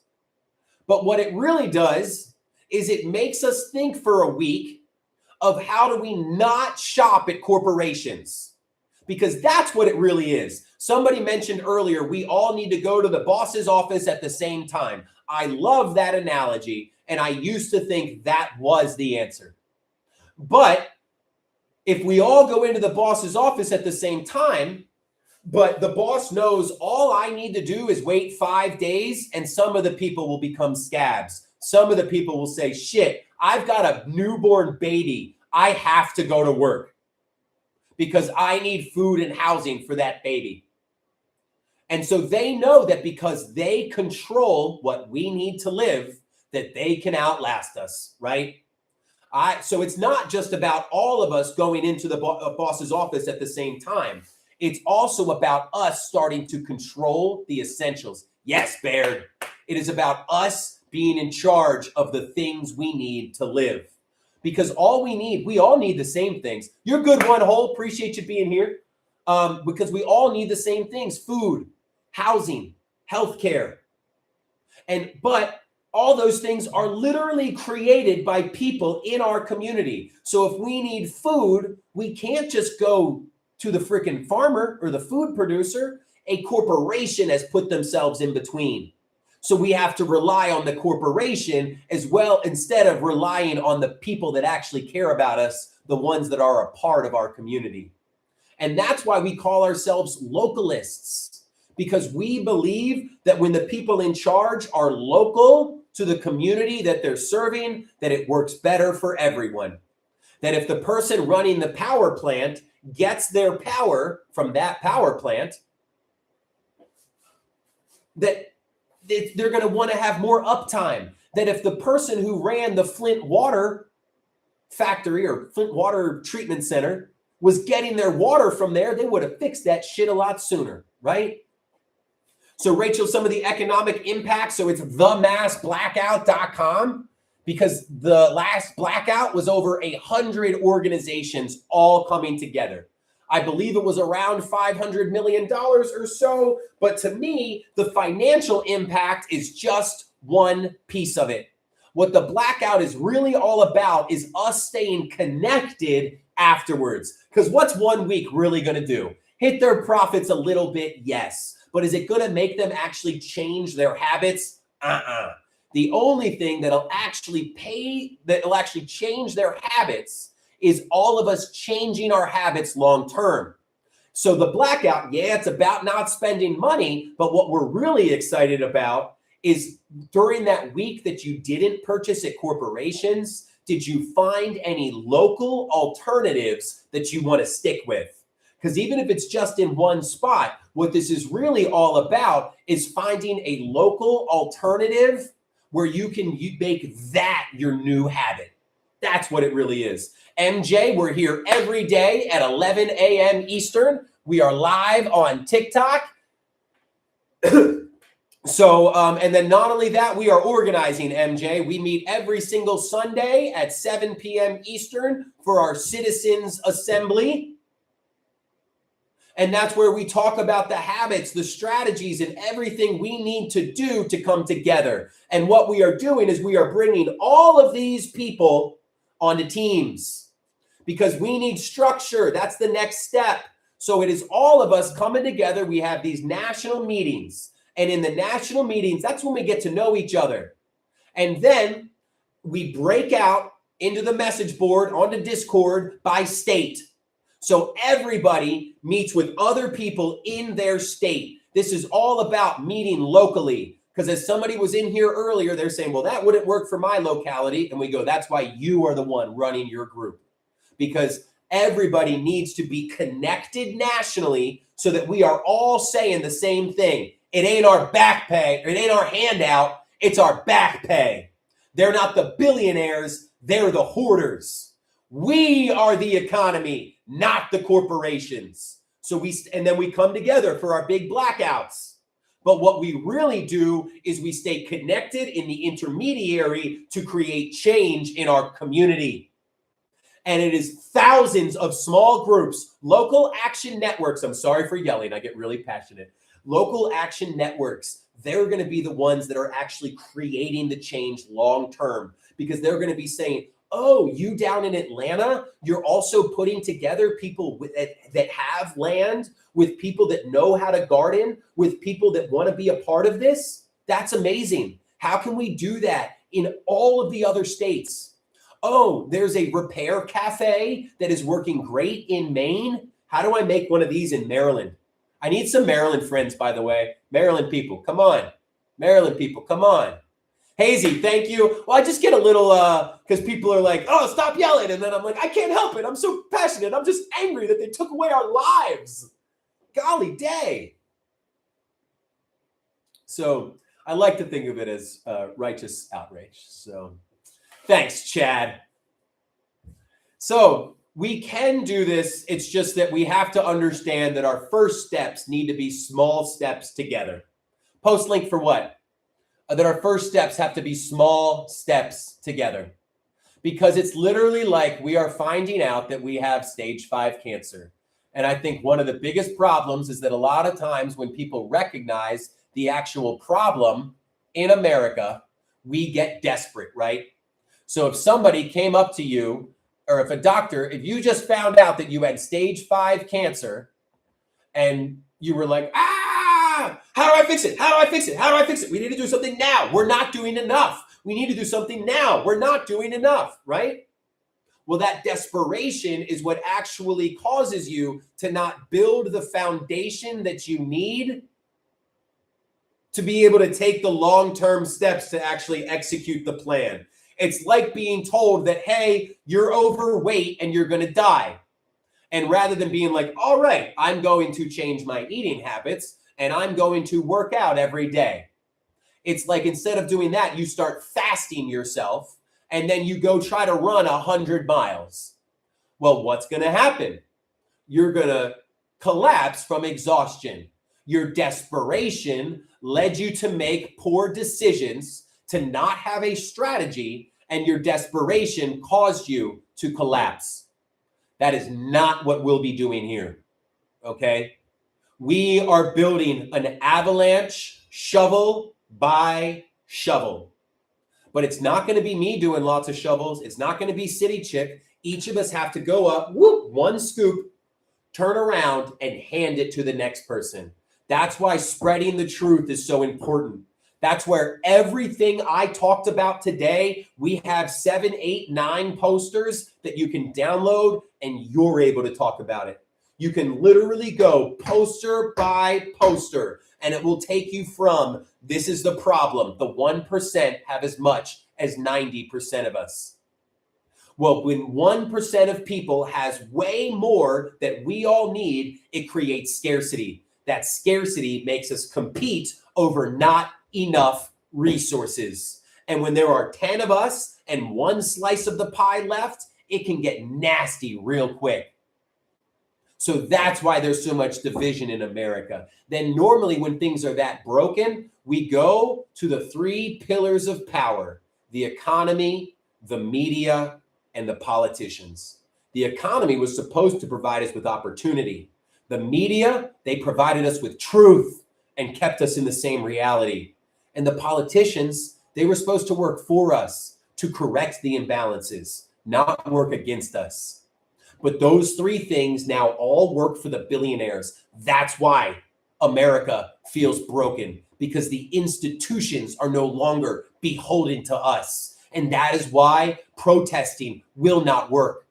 Because protesting only works when the institutions of power in a society are beholden to its citizens.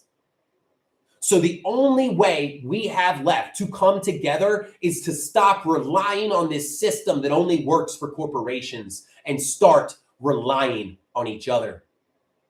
But I'm not going to rely on a bunch of strangers, and neither are you. So our first step is becoming connected.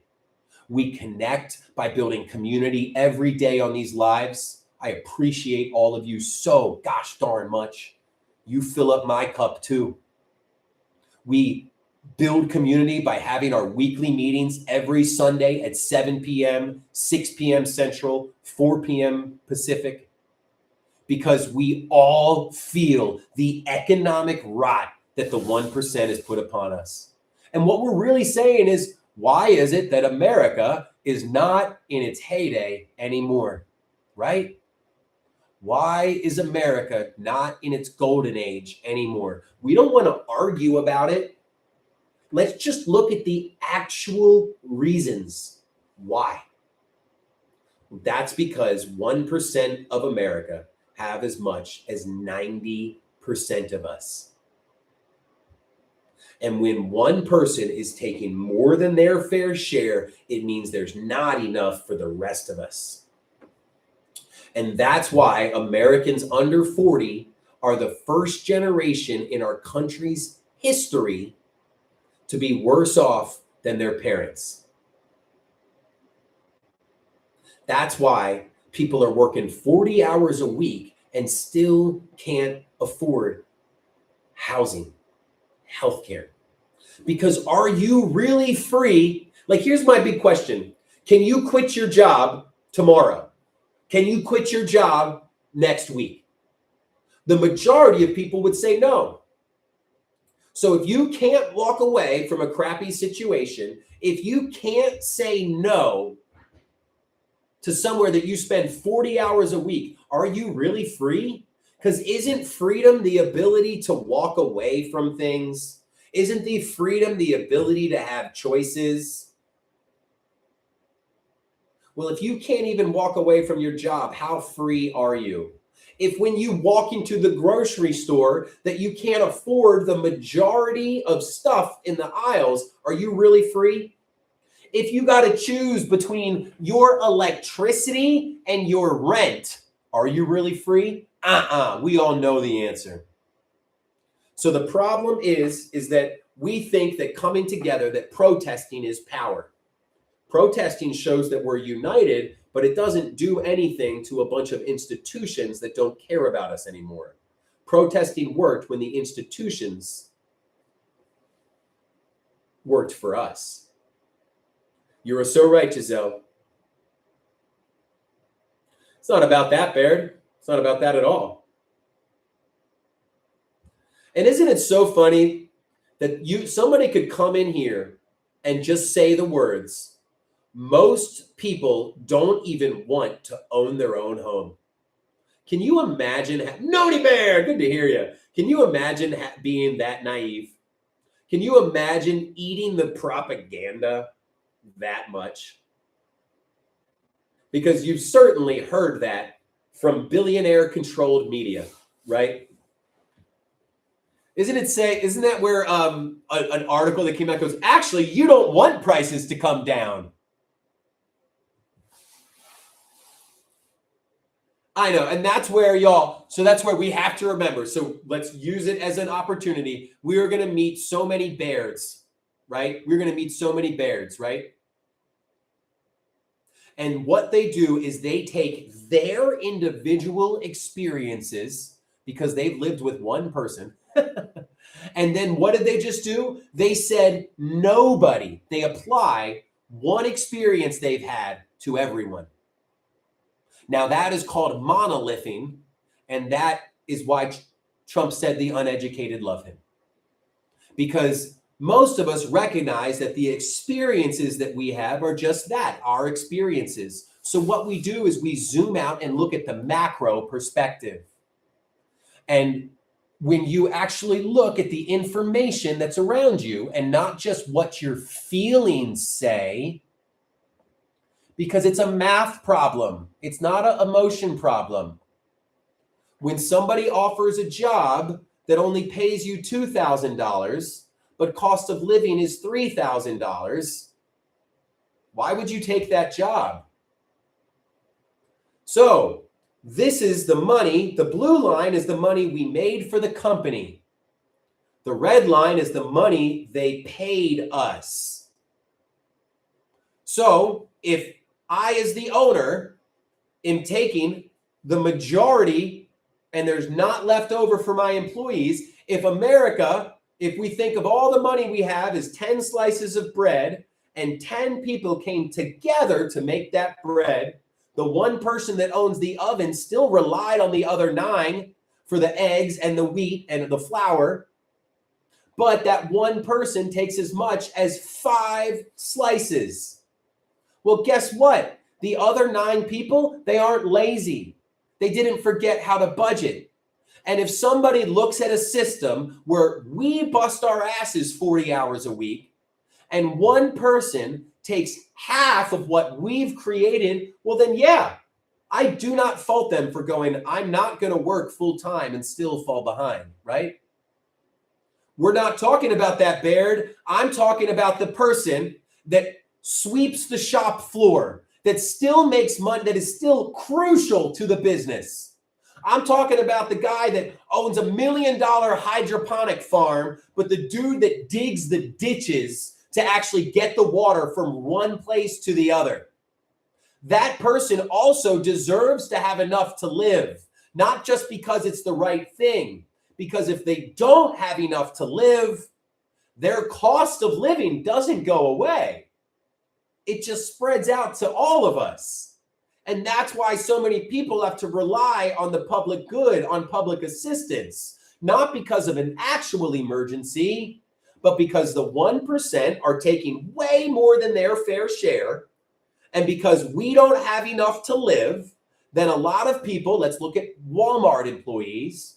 Walmart could afford to pay their employees medical insurance, but they go, no, it is good business to make Walmart as much profit as possible. I'm legally obligated to make Walmart as much profit as possible. So I'm going to cap my employees' hours at 32 and they can't work more. And then all of these employees will have to go on Medicaid. So I will intentionally shift the cost of healthcare insurance from my bottom line to that of the American taxpayer. And then if that was just what they did, we'd be able to see it and call them out. But they also control the media, don't they? So that's why the media lies to us. And that's why the media keeps us, in separate realities with separate facts. Yeah, Hazy, that's exactly what it is. We don't talk ideology, we talk practicality, right? That's what it is. So, no, Stud, what you're not understanding is that the economy is actually the most important part. Because I don't know if you remember this, but there used to be more than just Walmart. There used to be local general stores, right? So there used to be local general stores. And those local general stores were actually a huge protection against places like Walmart. Because if Walmart treated us like shit, if the Walmart employee, and we said, can we have help, rolled their eyes and walked away, we would go down to our local general store. But where did that local general store go? Oh, they got ran out by Walmart? Oh, okay. Well, let's go to the local hardware store then. Oh, that local hardware store got ran out by Home Depot? Okay, let's go to the local bank, the local grocery store, the local newspaper, the local doctor, all gone. All of those parts gave us power because when corporations started treating us poorly, we could go work or shop somewhere else. Now, when corporations treat us poorly, we have nowhere else to go work or shop because we're essentially in a giant company town. Over 85% of corporations on the S&P 500 have the same 3 top shareholders.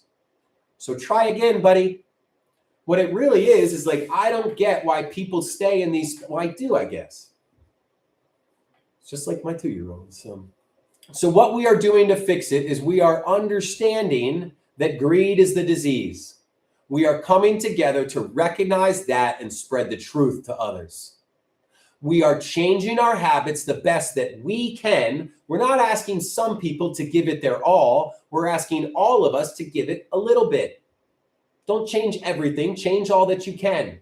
And then the final part is to recruit others. Because really, our first step is to get 100 people per state, to get 1,000 people per state, because we need to start connecting and relying on each other rather than relying on corporations, because this is all it really comes down to. Baird, we rely on health insurance companies for our health care, but those health insurance companies will gladly allow us to expire if it saves them money. And we think that should probably be changed, right? And that's where your ego won't allow you to see that if you get sick, you need to go to a doctor too, don't you? So I guess Baird has superpowers. And this is what's so funny, right? When we're introducing reality that contrasts with their worldview, it's nuh-uh, you do, right? And that's where we have to remember that the average American reads at a 6th grade level. We're not going to convince everybody. Only 30% of people in America want our society to be this way. And that's why Trump loves the uneducated, because only 30% of people want this. But those 30% of people have a billionaire's thumb on the table, right? But what we're saying, Baird, is 90% of people's health care comes through their job. So even if it's not that way for you, certainly you're smart enough to see that if the system is set up to funnel people into that, that if it's bad for the majority of them, then they're going to have to rely on the public good and you will pay more in taxes. And then Giselle, that's where I know that I do it, but sometimes I need help from y'all to stop, that's where it's the difference between Stud Baird feels like they are coming with a genuine questioning. It's when people come not in good faith. That's really what we need. Because if somebody's like ticking you off with their questions, then it's like, okay, maybe they're coming not in good faith. But Stud Baird this is where like, thank you, Stud Baird. You have refilled my respect for humanity. And and that's literally what we're saying is we need to separate ourselves from that. And I'm not sure if from that depends or absolutely Hazy Plays. So, well, it's not so much a podcast where I'm just some guy. So my name is Corey, everybody. I started the Take It Back movement. And then I met Isaiah, who started this, Black Out the System. And Isaiah and I are a lot alike. We work really well together. And so we are now running Black Out the System along with Defiant Daughter, who helps us with so much stuff as well, too. Then we came together to help with a bunch of other groups form the Mass Blackout. The Mass Blackout is our civic force. It's 100 organizations and 1 million individuals that all know this is the moment to create change, to start building community and start relying on each other. Because essentially we're all sick of relying on corporations that actively hurt us and hate us for the things we need to live. So rather than just protesting about it, what we are going to do is we're going to stop relying on those corporations. But in order to stop relying on corporations, I need to start relying on City Chick and April and FHR and Vic and Giselle. And in order to start relying on all of them, I don't want them to be strangers, right? So y'all, we need to become friends. We need to connect. And that is literally our first step. I know it sounds corny. I know it sounds cheesy, but we need to be able to trust each other a little bit. Because what ended up happening was the corporations stole all of our trust with convenience. They said, you can trust us. We love your family because look, we've got these government regulations. And if we ever do anything wrong, then the media will report it. Well, that's where they completely took the economy, the government regulations and the media. And now they're looking around like, oh shit, we're legally obligated to be fiduciaries for our stakeholders, which means screwing over our employees so that we can put more money in our pockets. Let's go. And then they had to wait until we relied on them. The best way to describe this is through social media platforms and something called enshittification. Facebook got so much worse because it stopped caring about delivering a good product for you and me. Once enough people started relying on Facebook for our line of communication, Facebook said, oh shit, people aren't going to leave us no matter what we do because they feel like they need us. So what we're going to do is make more money off of the advertisers, make more money off of our customers, and we don't give a shit if it is a terrible product. That is happening all across America. The people that control our food were like, oh shit, we control all the food. We can stop with all of this money we're putting in to keep them safe because people have to go eat this food. So let's get rid of all the food safety standards. Oh, it used to be that we had to put real food in here. Now we don't have to. It's cheaper to put sawdust in our Parmesan cheese. So let's just put sawdust in our Parmesan cheese because they have to buy it because we're the ones that own all the Parmesan cheese. And if people boycott this company, let's just not let them know that we also own the other 9 Parmesan cheese companies.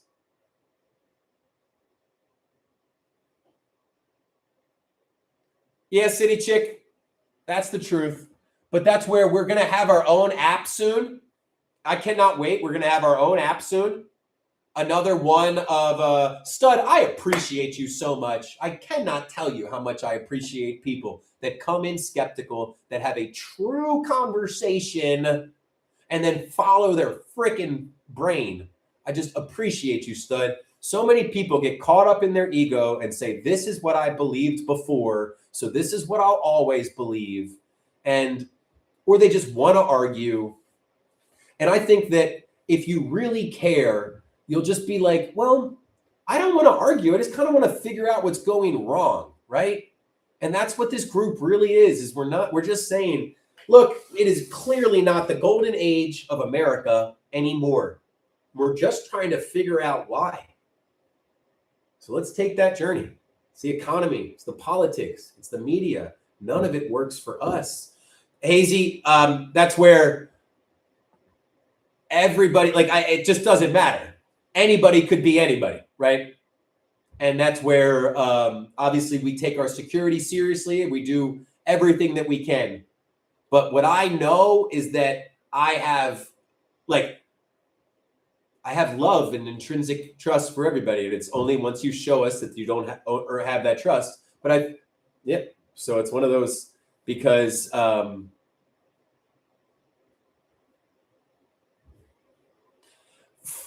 Fred Hampton is my hero. So if that tells you anything. Plus, I would rather not live than have my daughters ashamed of me. That's really kind of what it comes down to for me. I want to fight back because it's the only thing to do. And because I'm not going to get it when my daughters are 10 and 15 and 20, and we're living in the goddamn Handmaid's Tale. I have to, for my own pride and sense of well-being and everything, be able to tell my family I did everything that I could. Ugh. That's where I love having, me too, Hazy. That's literally where all this came from, was the Rainbow Coalition, because it's the exact same goddamn thing that's happening, is everybody feels this, but they keep us divided over stupid ass issues. But it has gotten to the point that people are done with the stupid ass issues and we are ready to come together. Because when the system doesn't work for us, it's not that difficult to recognize that we're not going to get the system to ever work for us. What's going to have to happen is that we need to build our own system. Stud, then you may not know the history, but it truly is incredible. And it's honestly part of why we are here today. Is the Black Panthers and the Rainbow Coalition is actually, it seemed like they got out of Chicago, but one of their lasting legacies was they had a mayor that was one of their candidates win the mayoral race. That candidate put in a bunch of community programs to help uplift the city. That community program turned into community organizing, and a very young community organizer named Barack Obama went there. Because Barack Obama angered this orange man so much, he ran for president, and that's why here we are today. So you can literally trace back so much of what is happening in America today to the Rainbow Coalition movement in Chicago. It's crazy, right? Well, Wicked, yeah, I was going to say something, but it's really hard when I didn't own this anyway. It's just really, that's where it needs to be intrinsic value of all humans, recognizing history and how it's affected all of us to get here, and then taking every step necessary to make sure that all humans are able to live up to their fullest potential. So I will end it on this. This movement is about bringing together all the people in our country and in the world that believe that humans have intrinsic value, that human rights should be for everyone, because human rights are what you need to live. So we should all be given what we need to live. Because what that does is it allows everyone to live up to their fullest potential. And if the majority of people are able to live to their fullest potential, then they will always create maximum value for their society. Because what pisses me off is that over the last couple of decades, we've probably had more Einsteins die in factories than we actually had people, pull themselves out of poverty. So if we can actually create a situation where every single person gets their food, housing, and healthcare without having to struggle, then that will make two things happen. Number one, every single person would stop worrying only about themselves because they would have what they need, and they'd start looking to help other people. Not only that, if we weren't only motivated by money to find a job, if we could be motivated by changing our world, by fixing a problem, whether it made us money or not, that would be a much more efficient way to parse out our labor amongst our country, because we wouldn't have this brain drain of people going to the stock market trying to make an extra $10 a year over the other people. They'd be fixing actual mother effing problems in our society. But because money is the overarching desire of everyone, because greed has become the main point of our society, we actually are way less efficient than we should be. Because people shouldn't be going to work based on where you can make the most money. We should be going to work on where you can make the most impact. I say it like this: anybody can make money. I want to see or any country can make money. I want to see our country make change. That's what it is. And the only way you can truly make change, thank you, Wicked Torch, is to follow your heart. And the only way you can follow your heart is that if you aren't taking that minimum wage job just to make sure that you can buy food the next week. Effing A, man. Effing A. I love you all so much. Please sign up. We got the Discord coming in. For the Discord, positive attitude and empathy. I love you all, but we do have lines. We do not see positive attitude and empathy. Got to give you a little timeout in the Discord, okay? But we're pretty sure everybody's going to see that, because we're all in this together. This is the group of people that understand that all humans have intrinsic value. So let's make sure we live that as much as we can every single day. The other way that we have is all of us are meeting tonight at 7 p.m. Eastern. What this is our clubhouse meeting. This is where I get to talk to all of y'all, where you can come in. I'm in Maryland. Where you can come in and we can chat, Vic, and you can ask me, FTB. I would love for all my new friends to come in, because my favorite thing, Gen X, then come to the group tonight. Because my favorite thing is meeting people here on the lives and then having them come in to the Citizens Assembly. I absolutely love it. So let's come on into the Citizens Assembly tonight. You can RSVP by going to blackoutthesystem.com. Up top, it'll look like this. Yes, Anne-Marie, that's what the main thing is. We are all interdependent since birth. We did not choose the language we speak. We did not choose the food that we eat. That was all chosen by other people.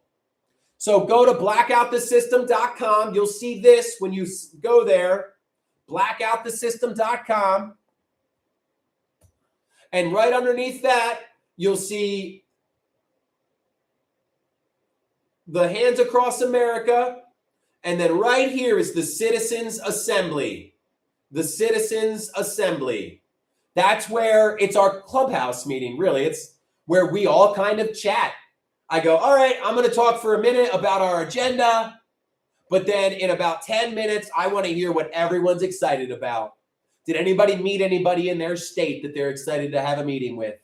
Does anybody find a cool thing that they're excited to share about? Because we got repair cafes, and we got pressure on the current system. We have so many ideas. But as we are building this structure, our first step is to find each other. It's to bring all of this is just 90 days, y'all. This is just 90 days. And this is just the people that put out literal stickers around in their state, in their county, in their city, Trish Dish, we appreciate you so much. The reason we ask for the me's is because so many people feel isolated. So many people feel alone. And that's exactly how the people in charge want you to feel. So by dropping those me's, it shows all of us that we're not alone. We're not all working harder than ever and falling farther behind because we're lazy. It's because it's a rigged system. And we're coming together to fix it, to find. So go to the website I just linked in. You'll see this is what you'll find when you log in. Black out the system. Scroll down a little bit past this. And right here, I'll be leading the meeting tonight, Sunday, 7 p.m. Eastern. And I am live every day at 11 a.m. Eastern. Y'all, this is where it really happens. If you want to do more, you're going to be able to do more in your community and your local action group. But the little stuff you can do every day is coming here and helping boost this live, to be honest. Because if I'm only talking to 20 people, then we're not getting as many people in the Discord. We're not getting as many people on this map. But if you all can come in and boost this shit to the moon like we do today, I appreciate you all so much. Then when I'm talking to 100, 150 people, we can get this shit filled out. And the sooner we get it filled out, the sooner that we can start making real change and coming together. Because it's funny, we're obviously all going to be pushing back. But the more that we grow, the bigger this avalanche gets, the more impactful it will be. I always try to end like this. We do it with joy. We do it with love, positive attitude, and empathy and compassion for others. That is how we all live our life, because all that we want is for everyone to be able to live up to their fullest potential. I'm having so much fun, but I got to get going. I appreciate you all so freaking much. Hopefully, I'll see a lot of you tonight at 7 p.m. Eastern. There is the website to link to connect with the meeting tonight. And here is the link to the Discord. We appreciate y'all. Have a great rest of your Sunday. I'll talk to some of you at 7 a.m. or 7 p.m. Eastern tonight, 6 p.m. Central, 4 p.m. Pacific. And the rest of y'all, I'll be back tomorrow at 11 a.m. Eastern. Every single day at 11 a.m. Eastern. Bye, y'all.